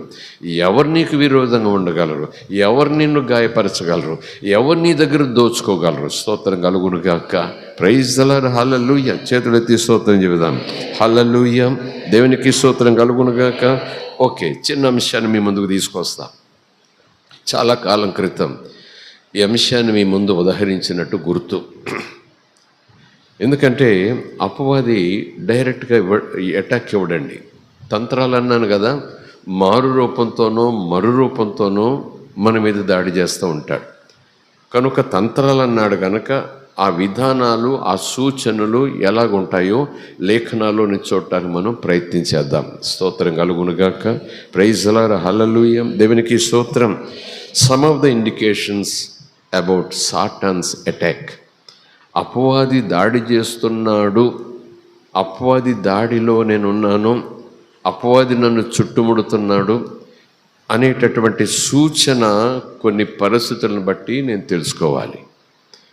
ఆ పరిస్థితులను బట్టి తెలుసుకునే ఆ మెలకు నాకు లేదనుకోండి, నిమ్మకు నీరెత్తినట్టు ఎప్పట్లాగానే మామూలు ప్రార్థన చేసుకుంటూ వెళ్ళిపోతా. దేవునికి స్తోత్రం. హల్లెలూయా. నేను అపవాది దాడిలో ఉన్నాను, శత్రువు దాడిలో ఉన్నాను అని నాకు ఎలా తెలుస్తుంది? మళ్ళీ చెప్పాను కదా, వాడు ఎదురుగా రాడు, తంత్రాలతో వస్తాడు. 3 రకాలుగా చాలా విధానాలు చెప్తారు. డెలివరీస్ మినిస్ట్రీ, ఆ సమావేశం, ఆ సందేశాలు అందించే దైవజనులు, ఈ దురాత్మలు, దేవుని ఆత్మ, ఆ దురాత్మలు ఎలా అటాక్ చేస్తాయి, అటాక్ చేసినప్పుడు ఏం జరుగుతుంది అంటూ అనేక విధానాలు లేఖనాల నుంచి తీసుకొచ్చి చెప్తారు. అందులో well known person, the man of God, he was already with the glory, మహిమతో పాటు ఉన్నారు ఆయన. డెరెక్ ప్రిన్స్ అని చాలా వెల్ నోటెడ్ పీపుల్ ఉన్నారు. దేవుడు వాళ్ళకి వరం ఇచ్చాడు. ఆ దురాత్మల యొక్క తీరు, వాటి మాటలు, వాటి నడిపింపు, అవి చేసే కుట్రలు అన్ని లేఖనాల నుంచి చూపిస్తారు వాళ్ళు. స్తోత్రం కలుగునుగాక. దేవునికి స్తోత్రం. ఎనీవే, మొదటిగా 3 విషయాలు, 3 కోణాల్లో. ఒకటి, నా జీవితంలో ఈ అంశాలు నాకు కనపడుతున్నప్పుడు వెంటనే నాకు అర్థం కావాలి, నేను అటాక్లో ఉన్నాను. దుష్టుడు దగ్గరకు వచ్చాడు, పొంచి ఉన్నాడు, ఎనీ టైం నన్ను డిఫీట్ చేసేస్తాడు వాడు అని మెలకువలోకి మనం రావాలి. ఏంటా సూచన? నేను ఎలాగున్నప్పుడు అది అపవాది దాడి చేస్తున్నాడు అనుకోవాలి. అది నేను చెప్పడానికి ప్రయత్నం చేస్తాను. స్తోత్రం కలుగునుగాక. దేవునామానికి స్తోత్రం. అపవాది అటాక్లో ఉన్నాను అనే దానికి ఒక గుర్తు ఏంటంటే, ఆధ్యాత్మిక ఆసక్తి తగ్గిపోతుంటుంది. ఆత్మ బలం పొందుకోవాలనే ఆకలి తగ్గిపోతూ ఉంటుంది. ప్రార్థన మీద ఇంతకు ముందున్నంత ఆసక్తి తగ్గిపోతూ ఉంటుంది. లేఖనాన్ని శ్రద్ధగా వినేటటువంటి ఆ రుచి, ఆసక్తి, ఆ పరుగు, ఆ చురుకుదనం తగ్గిపోతూ ఉంటుంది. ఇది మామూలుగా మనం అందులో ఏముంది, ఇంట్రెస్ట్ ఉంటే వింటాము అన్నట్టు అనుకుంటాం. కానీ నిజానికి మనం రక్షణ పొందిన దినాలు, ఆ తర్వాత వాక్యం వింటూ ఇంత దూరం వచ్చాం. ఇంత దూరం వచ్చిన మనం ఇంకా బలవంతులు అవ్వాలా, ఇంకా మనలో దేవుని మీద ఇంట్రెస్ట్ పెరగాల, ఇంకా మనం దేవుని దగ్గరికి వెళ్ళాలా. కానీ మన స్థితిగతులు చూస్తూ ఉంటే అంతకు ముందన్న ఆత్మీయ హుషారు లేదు, ఆత్మీయ చురుకుదనం లేదు. ఒకవేళ అలాగంటూ జరుగుతుంటే వీఆర్ అండర్ అటాక్. ఇమ్మీడియట్గా మనకు రిజల్ట్ తెలియకపోవచ్చు, కానీ చివరి రిజల్ట్ ఎలా చెప్పండి, అంతం. మొత్తం నాశనం ఆత్మీయ జీవితం. స్తోత్రం కలుగునుగాక. దేవుని మనకి స్తోత్రం. హల్లెలూయా. కనుక ఏదో ఇంట్రెస్ట్ ఉంది కాబట్టి వస్తున్నాను, ఇంట్రెస్ట్ ఉంది కాబట్టి ఈరోజు ప్రార్థన చేసుకున్నాను, ఏముందిలే అని ఆలోచన మనం అనుకుంటాము. ఇది మనకు కలుగుతుంది అనుకుంటున్నాం. లేదు, మనం 2 శక్తుల మధ్యన ఉన్నాం. ఒకటి దైవశక్తి, రెండవది దెయ్యపు శక్తి. ఒకటి వెలుగునకు సంబంధించినది, మరొకటి చీకటికి సంబంధించింది. ఒకటి జీవాన్ని ఇచ్చేది, జీవంలోకి నడిపించేది, మరొకటి ఉన్న జీవాన్ని నిర్జీవం చేసేది, మరణంలోనికి తీసుకెళ్ళిపోయేది. ఈ 2 శక్తులు ఎప్పుడూ పోరాడుతూనే ఉన్నాయి. ఇప్పటికీ అపవాది దేవుణ్ణి ఎదురిస్తూనే ఉన్నాడు. నీ శక్తి ఎంత, నీ బలం ఎంత, నీ పిల్లల సంగతి తేలుస్తాను, వాళ్ళు నా పిల్లలుగా చేసుకుంటాను, నా మాట వినేలా చేసుకుంటాను, చూడు 1 నెల రోజుల్లో అని చిటికలేస్తాడేమో దేవుని ముందు. అన్నాడు కదా యోబు గ్రంథంలో, నువ్వు అన్నీ ఇచ్చావు గనక, నువ్వంతా చేస్తున్నావు గనక, కోడి పిల్లలు రెక్కల చాటు దాచినట్టు నువ్వు దాచుకుంటూ వెళ్తున్నావు గనక, ఏమడిగితే అది ఇచ్చేస్తున్నావు నువ్వు. అడిగిన దానికన్నా ఎక్కువ ఇచ్చేస్తున్నావు నువ్వు, అనుకునే దానికన్నా ఎక్కువ ఇచ్చేస్తున్నావు నువ్వు. దన్నాలు పెట్టకుండా ఏం చేస్తాడు, సాగిలు పడకుండా ఏం చేస్తాడు, నీ గొప్పదనం గురించి కొనియాడకుండా ఏం చేస్తాడు. ఒక్కసారి అవన్నీ తీసేసావనుకో, నువ్వు ఇవ్వటం మానేసావనుకో, అడిగినా సరే ఇవ్వలేదనుకో, చూద్దాం బైబిల్ చదవమను, చూద్దాం ప్రార్థన చేయమను, చూద్దాం చర్చికి రమ్మను అన్నట్టు. స్తోత్రం కలుగునుగాక. అర్థమవుతుందా మీకు? అన్నీ ఇస్తున్నావు గనక దేవుడు స్తోత్రం కృతజ్ఞత అంటూ ఇలా హోడాడమన్నాడు. కానీ అవన్నీ నువ్వు తీసేసావనుకో, నా కొడుకు నువ్వు గొప్ప చెప్తావు, మా నాన్నని ఆయన అంటాడు. ఇవన్నీ నువ్వు ఇస్తున్నావు గనక ఇంత మనసుతో మా నాన్న ఎంత మంచోడో అని ఆట పాట విందులు అవన్నీ తీసేసావనుకో, నువ్వు చూద్దాం నిజంగా నువ్వు నాన్నవైతే, నిజంగా నీ కొడుకు అయితే, నువ్వు ఆయన ప్రేమిస్తున్నావైతే, ఆయన నిన్ను ప్రేమిస్తున్నట్టయితే, ఇవి లేకపోయినా సరే అలాగే మా నాన్న మంచోడనాలి, అలాగే మా నాన్న గొప్పోడనాలి. స్తోత్రం కలుగునుగాక. అలాగే రోజు ప్రార్థన చేయాలి, అలాగే రోజు వాక్యం చదవాలి, అలాగే దేవా నీ కొరకు సాక్షిగా ఉంటానని రోషంగా ముందుకెళ్ళాలి. అప్పుడు దేవుడు ఏమన్నాడు, నేను తీయను, ఇచ్చింది నేను తీయను. దేవుడు ఏం చెప్పాడు చెప్పండి, తీసేయి, అవన్నీ వెనక్కి తీసేసుకో అన్నాడు దేవుడు. అవన్నీ వెనక్కి తీసేసుకో, ఇవ్వటం మానేసాయి. దేవుడు తన చిత్తానికి వ్యతిరేకంగా ఏమి చేయడు. స్తోత్రం కలుగునుగాక. అయినా ఆయన ఏమి ఇచ్చాడు చెప్పండి, పర్మిషన్ ఇచ్చాడు. నేను వెనక్కి తీయను, ఇచ్చానంటే మళ్ళీ వెనక్కి తీసే ప్రసక్తి లేదు. కావాలంటే నువ్వే దాన్ని దూరం చేయి, కానీ అతని ప్రాణం ఆత్మ మాత్రం ముట్టుకోవటానికి వీల్లేదన్నాడు. స్తోత్రం కలుగునుగాక. దేవుని మనకి స్తోత్రం. హల్లెలూయా, ప్రైజ్ లార్డ్, హల్లెలూయా. కనుక ఎప్పుడైతే ప్రభుని అంగీకరించిన తొలి దినాల్లో, ప్రభుని అంగీకరించిన తర్వాత దినాల్లో, అలా సంవత్సరాలు గడిచే కొలది, వాక్యం వినే కొలది, ఉపవాస ప్రార్థనలు పెరిగే కొలది, అభిషేక్తులు దైవజనులు వచ్చి వాక్యం చెప్పే కొలది, ఇంకా మహాసభలు జరిగే కొలది, ప్రభువులో సత్యాలు నేర్చుకునే కొలది, ప్రభు ఎంత మంచోడో ఎంత ప్రేమమయుడో మొదట్లో నాకు పెద్దగా తెలియదు, అప్పుడే నేను ప్రభు అంటే ఉరకలేసాను. ఈ దినాలన్నీ కూడా వాక్యం వింటుంటే ఆయన ప్రేమ యొక్క స్థితి, ఆయన మంచితనం యొక్క లోతు, ఆయన ఆ జాలి కనికరం గురించి నాకు ఉన్నటువంటి అవగాహన, అమ్మో ఎంత తెలిసిందో అని అనాల్సినటువంటి నేను అంత హుషారు లేదు, అంత ఆత్మీయత లేదు, అంత ఆకలి లేదు.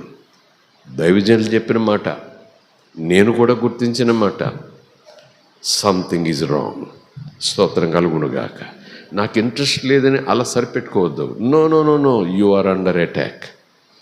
ఎందుకంటే నీ చేత ప్రార్థన చేయకుండా డిస్కరేజ్ చేయటమే వాడి పని. వాక్యం చదవకుండా డిస్కరేజ్ చేయటమే వాడి పని. నీ మనసు వాక్యం మీద, నీ మనసు ప్రార్థన మీద లేకుండా చేయటమే నీ మైండ్ మీద అటాక్ చేస్తాడు వాడు, నీ ఆలోచనతో అటాక్ చేస్తాడు వాడు. అందుకే ప్రభు అంటాడు, వాడి తంత్రాలు ఈరోజు చదవలేదు, నిన్న చదవలేదు, మొన్న చదవలేదు, తీరికలే చదవలేదు, చదవచ్చులే, ఇన్ని సంవత్సరం చదువుకుంటూ వచ్చాను, ఇప్పుడు చదవకపోతే ఏమవుతుంది, ఇవి క్యాజువల్గా మనం అనుకునే మాటలుగా ఉంటాం. కానీ ఆత్మీయంగా లోపలికి వెళ్ళి చూస్తే ప్రభు ప్రేమ ఎక్కువ తెలిసే కొద్దీ ప్రభు అంటే నాకు ఇంకా ఆకలి పెరగాలి, ప్రభు దయ జాలి లోతులకి వెళ్ళి నాకు అర్థమయ్యే కొలది ఇంకా ఇంకా ప్రభు అంటే నా పిచ్చి పెరిగిపోవాలి. స్తోత్రం కలుగునుగాక. ఇంకా దేవుని దగ్గర అయిపోవాలి, ఇంకా దేవుని చిత్తం ఎరిగి ఆ చిత్తం చేయాలని యేసులాగా ఉబ్బలాగా పడిపోవాలి. కానీ అదేంటి నా జీవితంలో వాక్యం చదవటంలో వెనకబడ్డాను, ప్రార్థన చేయటంలో వెనకబడ్డాను, ప్రభు కొరకు సాక్షిగా ఉండాలి, చావో బ్రతుకు అని జీవించేవాడిని. ఈ రోజుల్లో నాకు లోకమే కావాలనుకుంటున్నాను. ఒక్కొక్కసారి లోకులు చెప్పమంటే అదే చేస్తున్నాను. పర్వాలేదులే చర్చి, పర్వాలేదులే ప్రార్థన, పర్వాలేదులే అని అనుకుంటూ చాలా విషయాల్లో విగ్రహారాధన తెచ్చేసుకుంటున్నాం. ఒక్కొక్కసారి సాక్ష్యాలు వింటుంటే లేదా కొంచెం సమాచారాలు వింటుంటే బాధ అవుతుంటుంది. ఒకప్పుడు రోషంగా ఉన్నవాళ్ళు ఈ దినాల్లో మళ్ళా ఇంక దేవుని లైన్లో లేకుండా దయ్యపు లైన్లో వెళ్ళే పరిస్థితులు. ఏ పండుగలైతే కానివ్వండి, ఏమైతే లోకాన్ని అనుసరించి, లోకాన్ని మెప్పించి, లోకాన్ని ఉబ్బించి, లోకం చేత శబాష్ అనిపించుకోవటం చేసే లోకపు ఆచారాలను క్రీస్తులోకి వచ్చాక ఇంకా కొనసాగించటం. స్తోత్రం కలుగునుగాక. దేవుని మనకి స్తోత్రం. హల్లెలూయా. ఇంకా ధైర్యంగా అవన్నీ చేస్తున్నారు అంటే, ఇంకా ఎంత ధైర్యంతో మా ఇష్టం అంటూ చేస్తున్నారంటే, ఏముంది వాళ్ళల్లో, ఏమి లేదు వాళ్ళలో అని ప్రభు అడుగుతాడు. నిజంగా వాళ్ళలో దేవుని భయం ఉంటే అలా చేస్తారా? నిజంగా వాళ్ళు దేవుని పట్ల అపారమైన ప్రేమ ఉంటే అలా చేస్తారా? స్తోత్రం కలుగునుగాక. దేవుని పట్ల ప్రేమ ఉంటే ఏం చేస్తారు? దేవుడు చెప్పినట్లు చేస్తారు, అంతే కదా. లోకం పట్ల ప్రేమ ఉన్న వాళ్ళు ఏం చేస్తారు? లోకం చెప్పినట్లు చేస్తారు. దేవుని పట్ల భయం లేని వాళ్ళు ఏం చేస్తారు? లోకాన్ని భయపడతారు. వాళ్ళు దేవుని పట్ల భయం లేదంటే లోకాన్ని భయపడుతున్నారన్నమాట. ఇలా చేయకపోయినా పర్వాలేదు, ఆయన ప్రేమ స్వరూపి, లోకాన్ని మెప్పిస్తామని ఎన్నో రకాల పండగలు, ఎన్నో రకాల ఆచారాలు క్రైస్తవ కుటుంబాల్లో జరుగుతున్నాయి. చాలా విచారకరం. స్తోత్రం కలుగునుగాక. లేఖనం తెలిసే కొలది దేవుని దగ్గర అవ్వాలి. లేఖనం తెలిసే కొలది దేవుణ్ణి హత్తుకోవాలి. లేఖనం తెలిసే కొలది మహిమలో నుంచి మరింత మహిమలోకి వెళ్ళిపోతుండాలి. లేఖనం ద్వారా కృప వెంబడి కృప మన మీద దేవుడు కొమ్మరిస్తూ ఉంటాడు. Praise the Lord. హల్లెలూయా. దేవునికి స్తోత్రం. Hallelujah. Pulling away from the relationship and the fellowship. అపవాది మనలను దేవుని నుంచి దూరం చేయటాన్ని పుల్స్ అవే, లాగివేస్తాడు వెనక్కి, లాగివేస్తాడు వెనక్కి. Pulling away from the relationship and from the fellowship. దేవునితో మనకున్న సంబంధాన్ని కూడా బలహీనపరచడానికి కూడా ప్రయత్నం చేస్తాడు. దేవునితో మనం చేసే సహవాసం, ఆ ఫెలోషిప్ను కూడా వీక్ చేయడానికి కూడా ప్రయత్నం చేస్తాడు. స్తోత్రం కలుగునుగాక. చాలా సందర్భాల్లో చాలామంది దైవజనులే ఈ అనుభవంలోకి వచ్చారు, ఈ అటాక్లోకి వచ్చారు. ఆ అటాక్లో దాదాపు నష్టపోయి చివరికి ఇంకేమీ లేదు అనే స్థాయికి వచ్చేటప్పటికీ పరిశుద్ధాత్మ కనికరంతో వాళ్ళు కళ్ళు తెరిపిస్తే వెంటనే వాళ్ళు మళ్ళీ ఏసీ చేపట్టుకుని పుంజుకుని అపవాదిని ఎదిరించి మళ్ళా అద్భుతమైన పరిచర్య చేసుకుంటూ ముందుకు వెళ్ళిపోయారు. స్తోత్రం కలుగునుగాక. Praise the Lord. Hallelujah. Don't take it easy. ఎప్పుడూ ప్రార్థన చేసే నువ్వు ఒక పూట ఎప్పుడైనా ప్రార్థన చేయకపోతే దాని గురించి ఏమి అటాక్ అనుకోవచ్చులేదు. తలపోటు వచ్చిందో, జ్వరం వచ్చిందో, అక్కడ తీరిక లేదో, పని హడావుడిలోనో. కానీ అది కంటిన్యూ అయిందనుకోండి, వారం కాదు, 2 వారాలు కాదు, నెల అయిపోయింది, 3 నెలలు అయిపోయింది, అప్పుడు నువ్వు ఆలోచన చేయాలి. Something is wrong, something is wrong. Why I'm doing like this? వాక్యం మీద ఏంటి శ్రద్ధ లేదు నాకు, ప్రార్థన మీద ఏంటి నాకు శ్రద్ధ లేదు, ఆరాధన మీద శ్రద్ధ లేదు. ఆరాధన అంటే ఇక్కడ కాదు, ఇంట్లో కూడా పాటలు పాడుకుంటాం కదా, ప్రార్థన చేసుకునే 2-3 పాటలు పాడుకుంటాం కదా, చిరాకు వచ్చేస్తుంది కదా. ఒకసారి యేసుప్రభు పాటలు వింటుంటే చర్చలకు చిరాకు పడేవాళ్ళు ఉంటారు కొంతమంది. I don't know. స్తోత్రం కలుగునుగాక. చిరాకు పడుతున్నామని అనుకుంటారు, కానీ ఒకప్పుడు ఆ పాటలను మైమరిచి విన్నవాడివి, ఆ పాటలను పాడుతుండగా నువ్వు కూడా వచ్చినా రాకపోయినా కూడా పాడుకున్నవాడివి. ఈరోజు అదే పాట వింటూ ఏంటి చిరాకు పడుతున్నావు, ఏంటి వినబుద్ధి ఏంటి లేదు. ఆ పాట పాడుతుంటే విమర్శలతోని మనసంతా నిండిపోతా ఉంది. ఆ పాటల ఎందు శృతి ఎందు ఎందుకు ఆనందించలేకపోతున్నావు?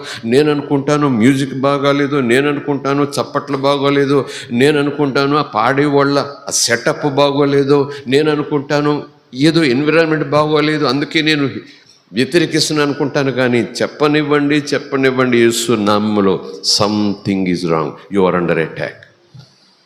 దేవుడు తనను ఆరాధించే వారి మధ్యన ఆనందంతో ఆరాధన అందుకుంటాడు ఆయన. స్తోత్రం కలుగునుగాక. తనను ఆరాధన చేసేవారి కోసం ఆయన చూస్తున్నాడు. ఎలాగ ఆరాధన చేసేవారు? ఆత్మతో సత్యంతో ఆరాధన చేసేవాడి కోసం ఆయన చూస్తుంటాడు. స్తోత్రం కలుగునుగాక. Praise the Lord. హల్లెలూయా. ఈ మధ్యాహ్న సమయంలో మనము తప్పక ఆలోచించాలి. మనము అపవాది అటాక్లో ఉన్నామా, దేవుని నడిపింపులో ఉన్నామా? అపవాది అటాక్లో ఉంటే అపవాది ప్రేరేపణతో మనం ఎందుకు వెళ్ళిపోతాం, అపవాదికి మనం సరెండర్ అయిపోతాం. కానీ ఎప్పుడైతే మళ్ళీ దేవునికి సరెండర్ అయిపోయి మనం వస్తామో, అపవాది మనకు దూరంగా ఉంటాడు, కానీ మనల్ని స్వాధీనం చేసుకోవటానికి ప్రయత్నం చేస్తూనే ఉంటాడు. స్తోత్రం కలుగునుగాక. దేవుని కుమారుడైతే ఊరుకున్నాడు యేసయ్యను. పరిచర్యకి వెళ్లే ముందు దేవుడు సిద్ధపరుస్తామంటే అపవాదికి అటాక్లు ఎలాగుంటాయో అని ట్రైనింగ్ ఇవ్వటానికి పరిశుద్ధాత్ముడు తీసుకెళ్ళాడు. నిజానికి అపవాది తంత్రములు ఎలాగుంటాయో అని పరిశుద్ధాత్ముడు ముందు ఆ ట్రైనింగ్ ఇచ్చాడు యేసుప్రభుకి అని నేను అనుకుంటాను ఈ మధ్యాహ్నం. నిజానికి యేసుప్రభుని మినిస్ట్రీలో పెట్టేసి ఆ వరం ఇచ్చి, ఈ వరం ఇచ్చి, ఆ అధికారం ఇచ్చి అబ్రా వెళ్ళరా బాబు, చెప్పు సువార్త చెప్పు, మారు మనసు పొందమని అని పంపలేదట పరిశుద్ధాత్ముడు. అవును కదా? ఏం చెప్పండి, ఏం ట్రైనింగ్ ఇచ్చాడు? ఫస్ట్ అపవాదిని ఎదిరించుటెలాగా, అపవాది చేత శోధించబడుటకు పరిశుద్ధాత్ముడు ఆయనను అరణ్యములోనికి కొనిపోయెను. ముందు శత్రువు గురించి నేర్పిస్తున్నాడా? ఏమో. శత్రు బలం ఎలాగుంటుందో నేర్పిస్తున్నాడా? అవును కదా. శత్రువు ఎలా తంత్రాలతో వస్తాడు? కత్తులతో వస్తాడా? కటారులతో వస్తాడా? భీకరమైన రూపంతో వస్తాడా? నేనేం చేస్తాను చూడు అంట వస్తాడా? లేదు, చక్కగా పలకరిస్తాడు. ఓహో, నువ్వు దేవుని కొడుకువా, అమ్మో ఎంత మంచిదో అనుకుంటాడు. అయ్యో నీకెంత కష్టం వచ్చింది అంటాడు. అయ్యో నీకెంత నీరసం వచ్చింది అంటాడు. అయ్యయ్యో నువ్వు ఎందుకు అలా బలహీనపడిపోవాలి, ఇలా చేయొచ్చు కదా అంటాడు. అక్కడేమీ కూడా పోరాటం కనపట్టలేదు, మనకి యుద్ధమేం కనపట్టలేదు, అక్కడ ఉరుములు మెరుపులేం కనపట్టలేదు. కానీ లైట్గా పొలైట్గా తంత్రాలతో అలాగున కాళ్ళు నరికేస్తాడు, అలాగున ఆత్మీయతను పడగొట్టేస్తాడు, అలాగున ఆ శక్తిని చల్లారిచేస్తాడు. కనుకనే మనం ఉపవాస ప్రార్థనలతో మరలా పరిశుద్ధాత్మ చేత మండించుకోవాలి. Praise the Lord. హల్లెలూయా. దేవుని మనకి స్తోత్రం. హల్లెలూయా. ఇలా లేదు గనక, అలా లేదు గనక నేను ఏదో మానేశాను, కానీ అమ్మో ప్రభు అంటే నాకు ఇష్టమే అని మనం సరిపించుకుంటుంటాం. దేవుడు అంటాడు, నో, అలా సరిపుచ్చుకోకండి. ఒకప్పుడున్న మంట ఇప్పుడు లేదు, ఒకప్పుడున్న శక్తి ఇప్పుడు లేదు, ఒకప్పుడు ఉన్నటువంటి ఆత్మీయత ఇప్పుడు లేదు, ఒకప్పుడు దేవుళ్ళు ఎలాగ ఉండాలని ఆ కసి, మంట, ధైర్యం, రోషం ఇప్పుడు లేదు. వచ్చిపోతున్నాను, ప్రార్థనలు కూర్చుని పోతున్నాను, వాక్యం వినిపోతున్నాను. కానీ ఆ దినాల్లో ఉండే ఆ పరుగు, ఊరుకు, ఆసక్తి, ఇంట్లో సాక్ష్యం, వీధిలో సాక్ష్యం, నలుగురు చెప్పే మాట, ఈ నలుగురితో చెప్పే మాట, ఎవరో ఇంట్లో అలాగ ఉన్నారు కాబట్టి నేను ఇలాగైపోయాను. నో, ఎవరో ఇంట్లో అలాగ ఉంటున్నారు కాబట్టి నువ్వు అలాగైపోలేదు. నీ వెలుగును కాపాడుకోవాలి, నీ సువాసను కాపాడుకోవాలి, దేవునితో నీకు అనుబంధాన్ని నువ్వు కాపాడుకోవాలి. Praise the Lord. హల్లెలూయా. దేవుని మనకి స్తోత్రం. ఏదెను తోటలో ఆదాము దేవునితో చెప్పినట్టు వంకలు పెట్టొద్దంటాడు పరిశుద్ధాత్ముడు. వంకలు పెట్టొద్దు. తిన్నావా అంటే తిన్నానని చెప్పాలి. ఆవిడ వల్ల అన్నాడు, నీవు నాకు సాటైన జతగా ఉంటుందని ఇచ్చిన ఆవిడిచ్చింది గనక, ఆవిడి తినమంది గనక, నా భార్య అన్నాడు అంతకుముందే, ఇప్పుడు ఆవిడి అంటున్నాడు కదా. స్తోత్రం కలుగునుగాక. దేవుడేమడిగాడు? ఎవరి వల్ల, ఎప్పుడు, ఎందుకు? ఏమడగలేదు. తిన్నావా లేదా? తిన్నానని చెప్పాలి. కనుక నీ దినాల్లో ఎందుకు ప్రార్థనలో తగ్గిపోయావు, ఎందుకు ఆరాధనలో వెనకబడిపోతున్నావు, ఎందుకు ఉత్సాహంగా అందరికన్నా ముందు ప్రార్థన చేసేవాడివి, అందరికన్నా ముందు కొరకొచ్చి ముందు కూర్చునేవాడివి, ఎవరన్నా పాడనేటువంటి పరిగెత్తుకు వచ్చేవాడివి, ఎవరన్నా వాక్యం చదువుతామని నేను చదువుతానని వచ్చేవాడివి, అంతకుముందు ఇదిగో దేవుని పని వచ్చింది ఎలాగంటే నేను వస్తాను, నేను చేస్తాను పరుగులు పెట్టేవాడివి, ఇప్పుడు ఎందుకు, ఏమైంది అంటే నేనేదో చెప్తా, అది ఒక వారం, ఒక్క నెల, 6 నెలలు ఏమో వదిలేసేయండి. కానీ అది అలా కంటిన్యూ అయిపోయిందంటే ఏమైంది? నేను అనుకుంటాను వారి వల్ల, నేను అనుకుంటాను ఈ వాతావరణం, ఆ వాతావరణం. ఈరోజు ఈ సత్యాన్ని చెప్పనివ్వండి. You are under attack. నిన్ను ఆత్మీయతలో ఎదగకుండా ఒక లెవెల్కి వచ్చిన తర్వాత ఇంకా దాదాపు ఒక లిఫ్ట్ నీకు రాబోతూ ఉంది. అప్పుడు నిన్ను ఒత్తిడి చేసి ఆపాడు. ఇప్పుడు ఆ ఒత్తిడిని తగ్గించేస్తూ ఉన్నాడు. నీ తృప్తి నా తృప్తి ఏంటంటే ఏదో యేసు నమ్ముకున్నాను చాలమ్మా అని ఆ స్థాయిలో నిన్ను అదిమి పెట్టుంచాడు. ప్రభు అంటాడు, నీ కొరకు ఎన్నెన్నో ఆత్మీయ అంతస్తులు ఎక్కించడానికి నేను ఎప్పటి నుంచో సిద్ధపడుతున్నాను, కానీ నువ్వు నా చేతుల్లోకి రావట్లేదు. స్తోత్రం కలుగునుగాక. దేవుని మనకి స్తోత్రం. లాస్ ఆఫ్ స్పిరిచువల్ హంగర్ ఇదన్నమాట. ఫస్ట్ నేను అపవాది అటాక్లో ఉన్నాను అని నాకు ఎలా తెలుస్తుంది? కంటికి కనపడడు, చెవికి వినపడడు అంటే మొట్టమొదటి సూచన ఆత్మీయ ఆకలి చచ్చిపోతుంది. ఆత్మీయత ఆకలి చచ్చిపోతుంది. దేవుని ఆరాధన ఆకలి చచ్చిపోతుంది. దేవుని ప్రేమించాలనే ఆసక్తి తగ్గిపోతుంది. దేవుని పట్ల భయం కలిగి ఉండాలి, అమ్మో దేవుడు పూజనీయుడు అనేది కూడా చల్లారిపోతుంది. సంఘానికి దేవుని పట్ల భయం ఉండాలి. స్తోత్రం కలుగునుగాక. అవునంటారా కాదంటారా? భయం ఉండాలి.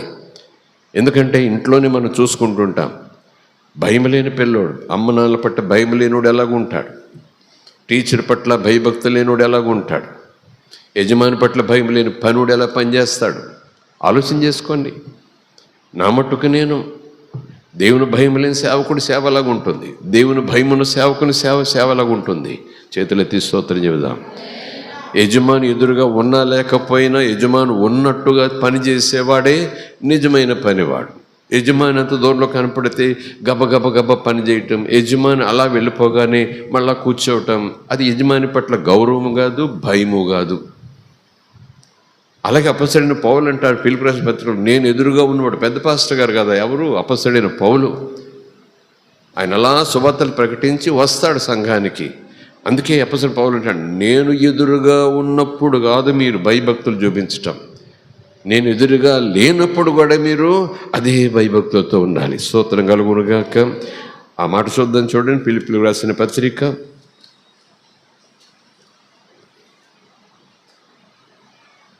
12వ వచనం, 2వ అధ్యాయం.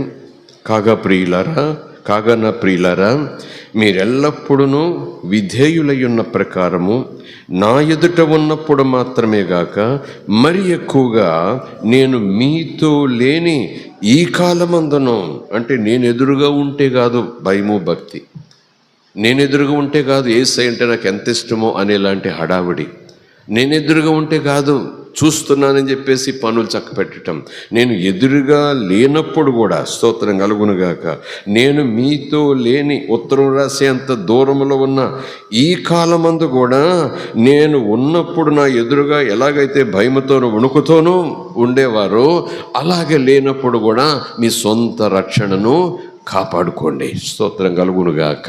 దేవుని మనకి స్తోత్రం. అంత మెలకుతో ఉండండి, అంత జాగ్రత్తగా ఉండండి, అంత ఆసక్తి కలిగి ఉండండి, అంత ఆలోచనతో కలిగి ఉండండి. అంతగా దేవుని పట్ల దుప్పి నీటి వాగుల కొరకు ఆశపడుచున్నట్టుగా ఆయన సన్నిహిత కొరకు, ఆయన సహవాసం కొరకు, ఆయన స్నేహం కొరకు మీరు ఆశపడండి. ఎఫెసీయులకు రాసిన పత్రిక చివరి అధ్యాయం నేను చదివిస్తూ ఉంటాను.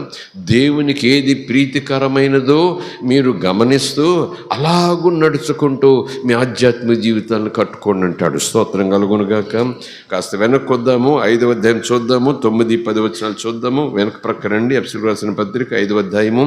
ప్రభువునందు వెలుగై మీరున్నారు గనుక, 9వ వచనం, వెలుగు ఫలము సమస్త విధములైన మంచితనము, నీతి, సత్యము అనే వాటిలో కనబడుచున్నది కనుక, 10వ వచనం, ప్రభువునకు ఏది ప్రీతికరమైనదో దానిని పరీక్షించుచు వెలుగు సంబంధుల వలె నడుచుకోండి. ఎవరికి ప్రీతికరం? నాకు ఇష్టమైంది కాదు, అమ్మనాళ్ళకి ఇష్టం కాదు, ఇరుగు పొరుగు ఇష్టం కాదు, లోకానికి ఇష్టం కాదు. ఎప్పుడైతే ప్రభులోకి వస్తానో ప్రభువుకి ఇష్టమైంది ఏంటో అది చెయ్యాలట, అలా నడుచుకోవాలట, అలా ప్రవర్తించాలట. అది ఆత్మీయతట. స్తోత్రం కలుగునుగాక. దేవుని మనకి స్తోత్రం. ఒకప్పుడు మరి ప్రారంభంలో మనమంటే మనం కాకపోయినా, నువ్వు కాకపోయినా, నేను కాకపోయినా కొంతమంది గురించి ప్రభు పాఠాలు చెప్తున్నాడు. కొంతమంది ఇలాగ ఉంటున్నారు, మీరు అలాగ అవ్వకుండా చూసుకోండి. ఒకవేళ అలాగయ్యే పరిస్థితులు దగ్గరగా వచ్చేసారా, ఇప్పుడే దేవుని వైపు తిరగండి. స్తోత్రం కలుగునుగాక. దేవుని మనకి స్తోత్రం. ప్రార్థన మీద ఇంట్రెస్ట్ లేదంటే ఇంట్రెస్ట్ లేదు ఎందుకోలే అని అనుకోవద్దు. You are under attack. ఆత్మీయతను చల్లారిపోయేలాగానే అపవాది దాడి చేస్తున్నాడు. దానివల్ల కీడే జరుగుతుంది కానీ మేలు జరగదు. రక్షణ అయితే నీకు పోదేమో కానీ ఆత్మీయత, అభివృద్ధి, ఆ శాంతి, ఆ సమాధానం, ప్రభుతో సహవాసం చేస్తూ ఉండే ఆ ప్రత్యేకమైన ఆనందం నువ్వు కోల్పోతావు. నేను మరలా చెప్తున్నాను, ప్రభువులో ఉన్నా సరే రోజు పిరికితనంతో నేను బాధపడతాను. ఏమో ప్రభులు ఉన్నా సరే రోజు కూడా విరక్తితో ఎందుకు వచ్చిన బ్రతుకంటూ బ్రతుకుతా. ప్రభులు ఉన్నా సరే ఎప్పుడు భయంతో బ్రతుకుతా.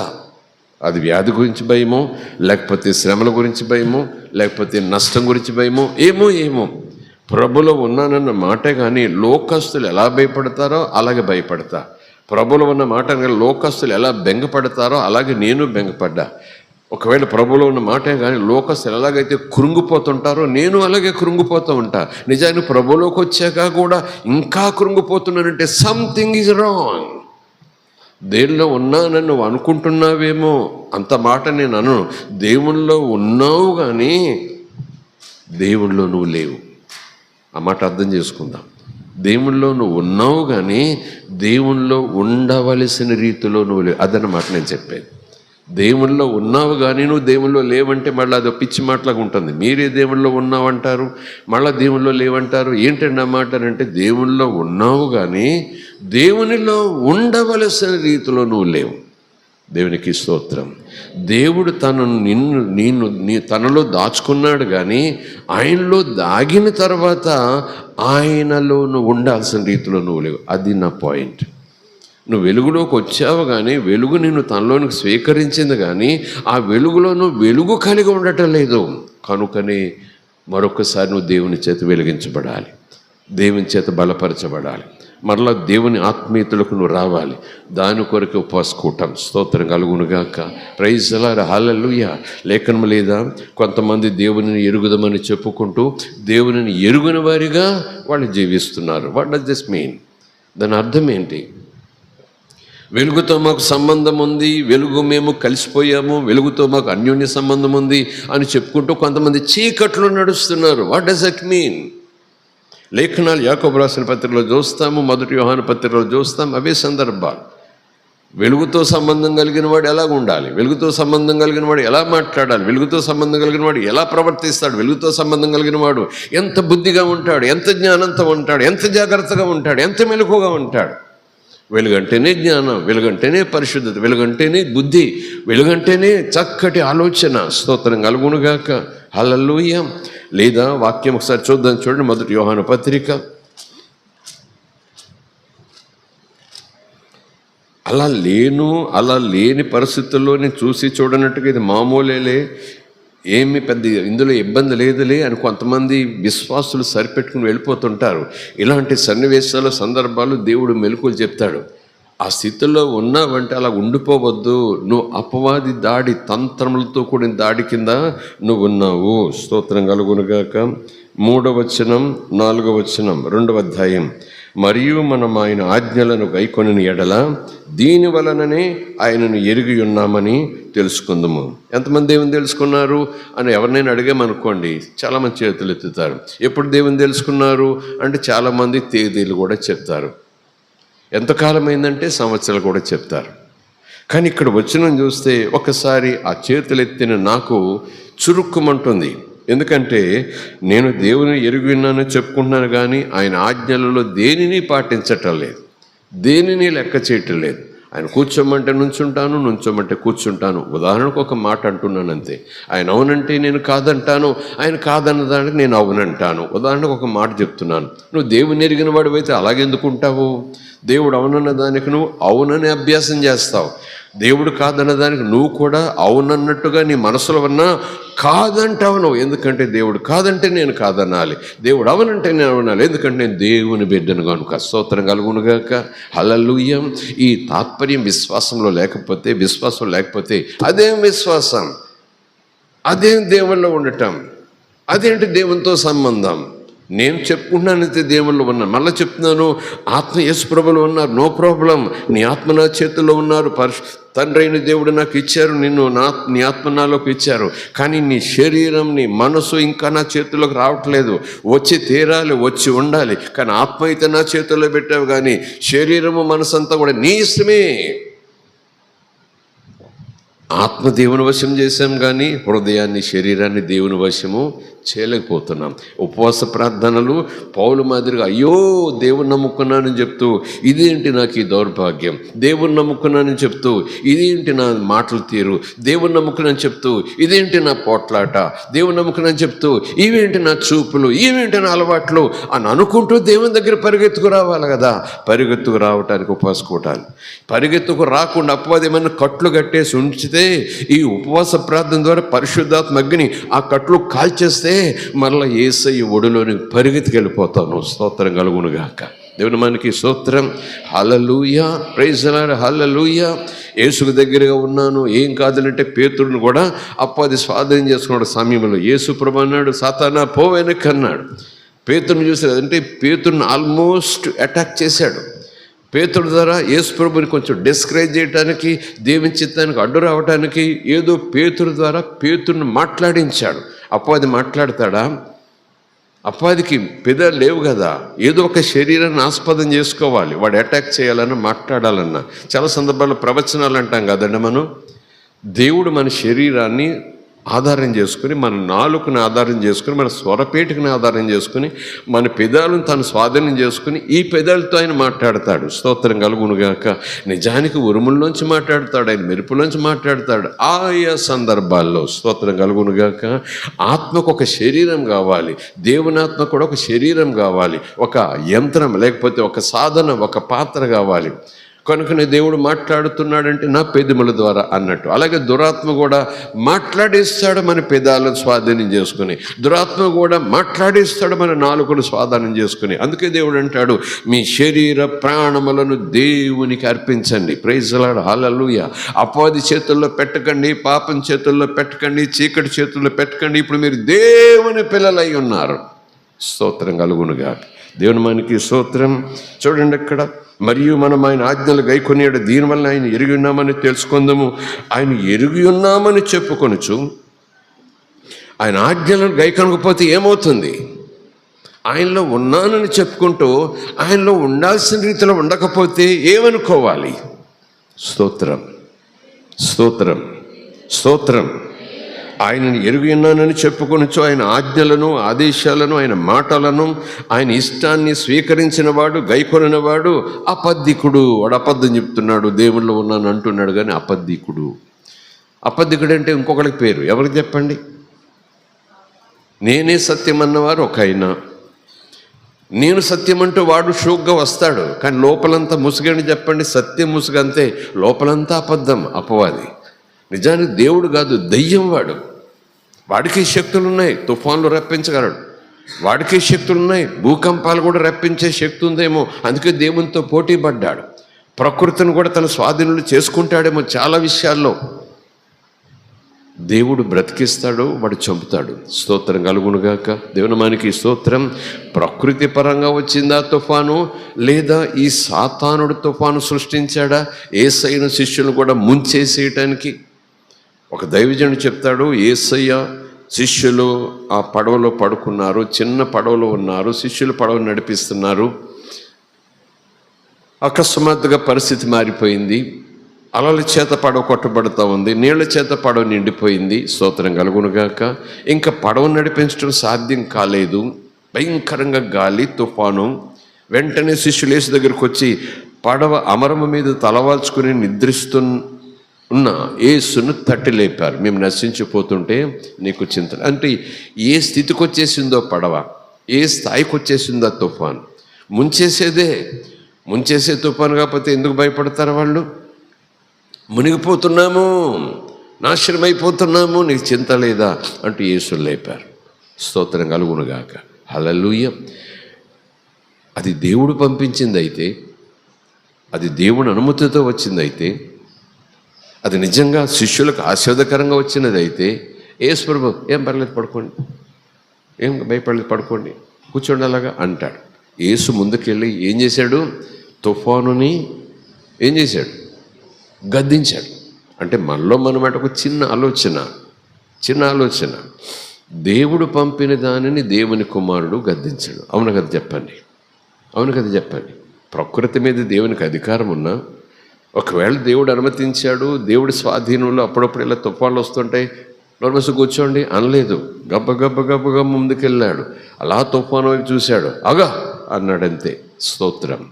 దానికి ఒక దైవజనుడు చెప్పిన ఒక చిన్న మాట ఏంటంటే, ఆ తరువాత యేసు ప్రభు ఒక తోటలోకి వెళ్ళబోతున్నాడు. అక్కడ దురాత్మల సేన అని బంధింపబడిన ఒక వ్యక్తికి యేసు ప్రభు బహుశా విడుదల ఇవ్వబోతున్నాడు. స్తోత్రం కలుగునుగాక. గెరాసేనుల ప్రాంతం, ఆ ఒడ్డుకు యేసు ప్రభు వెళ్ళబోతున్నాడు. ఆ ప్రాంతం అంతా కూడా దెయ్యముల సమూహముల సమాహారం. అక్కడ దెయ్యములు లేని చోటే లేదు. గెరాసేనల దేశం. అక్కడ ఒక వ్యక్తికి విడుదల ఇవ్వబోతున్నాడేమో. వెంటనే అపవాది సాతాను మధ్యలోనే అటాక్ ఇచ్చాడని ఒక దైవజనుడు చెప్తాడు. ఆ తుఫాన్ ఎందుకు వచ్చింది? ఎవరి ద్వారా వచ్చింది? ఎవరికి ఆ శక్తి ఉంది? అది యేసుప్రభు ఇష్టపూర్వకంగా వచ్చి ఉంటే, దేవుడు ఇష్టపూర్వకంగా పంపించింది అయి ఉంటే, యేసుప్రభు దాన్ని ఎందుకు గద్దించాలి అని ఆ కోణంలో అంటాడు. ఎందుకంటే తర్వాత వాళ్ళు తరిమివేసే ప్రయత్నంలో అంటాడు. వాడు రాజ్యంలో నుంచి పరిగెట్టించే ప్రయత్నం ఉంటాడు. ఇది నా రాజ్యం, ఎప్పటి నుంచో ఇక్కడ ఉన్నానంట. అది సైన్యం అనలేదా? ఎప్పటి నుంచో ఇక్కడ ఉన్నాను, నన్ను బొమ్మంటావేంటి? ఇది నా రాజ్యం, ఇది నా ఇల్లు, ఇది నా నివాసం అన్న ఈ దెయ్యాలు.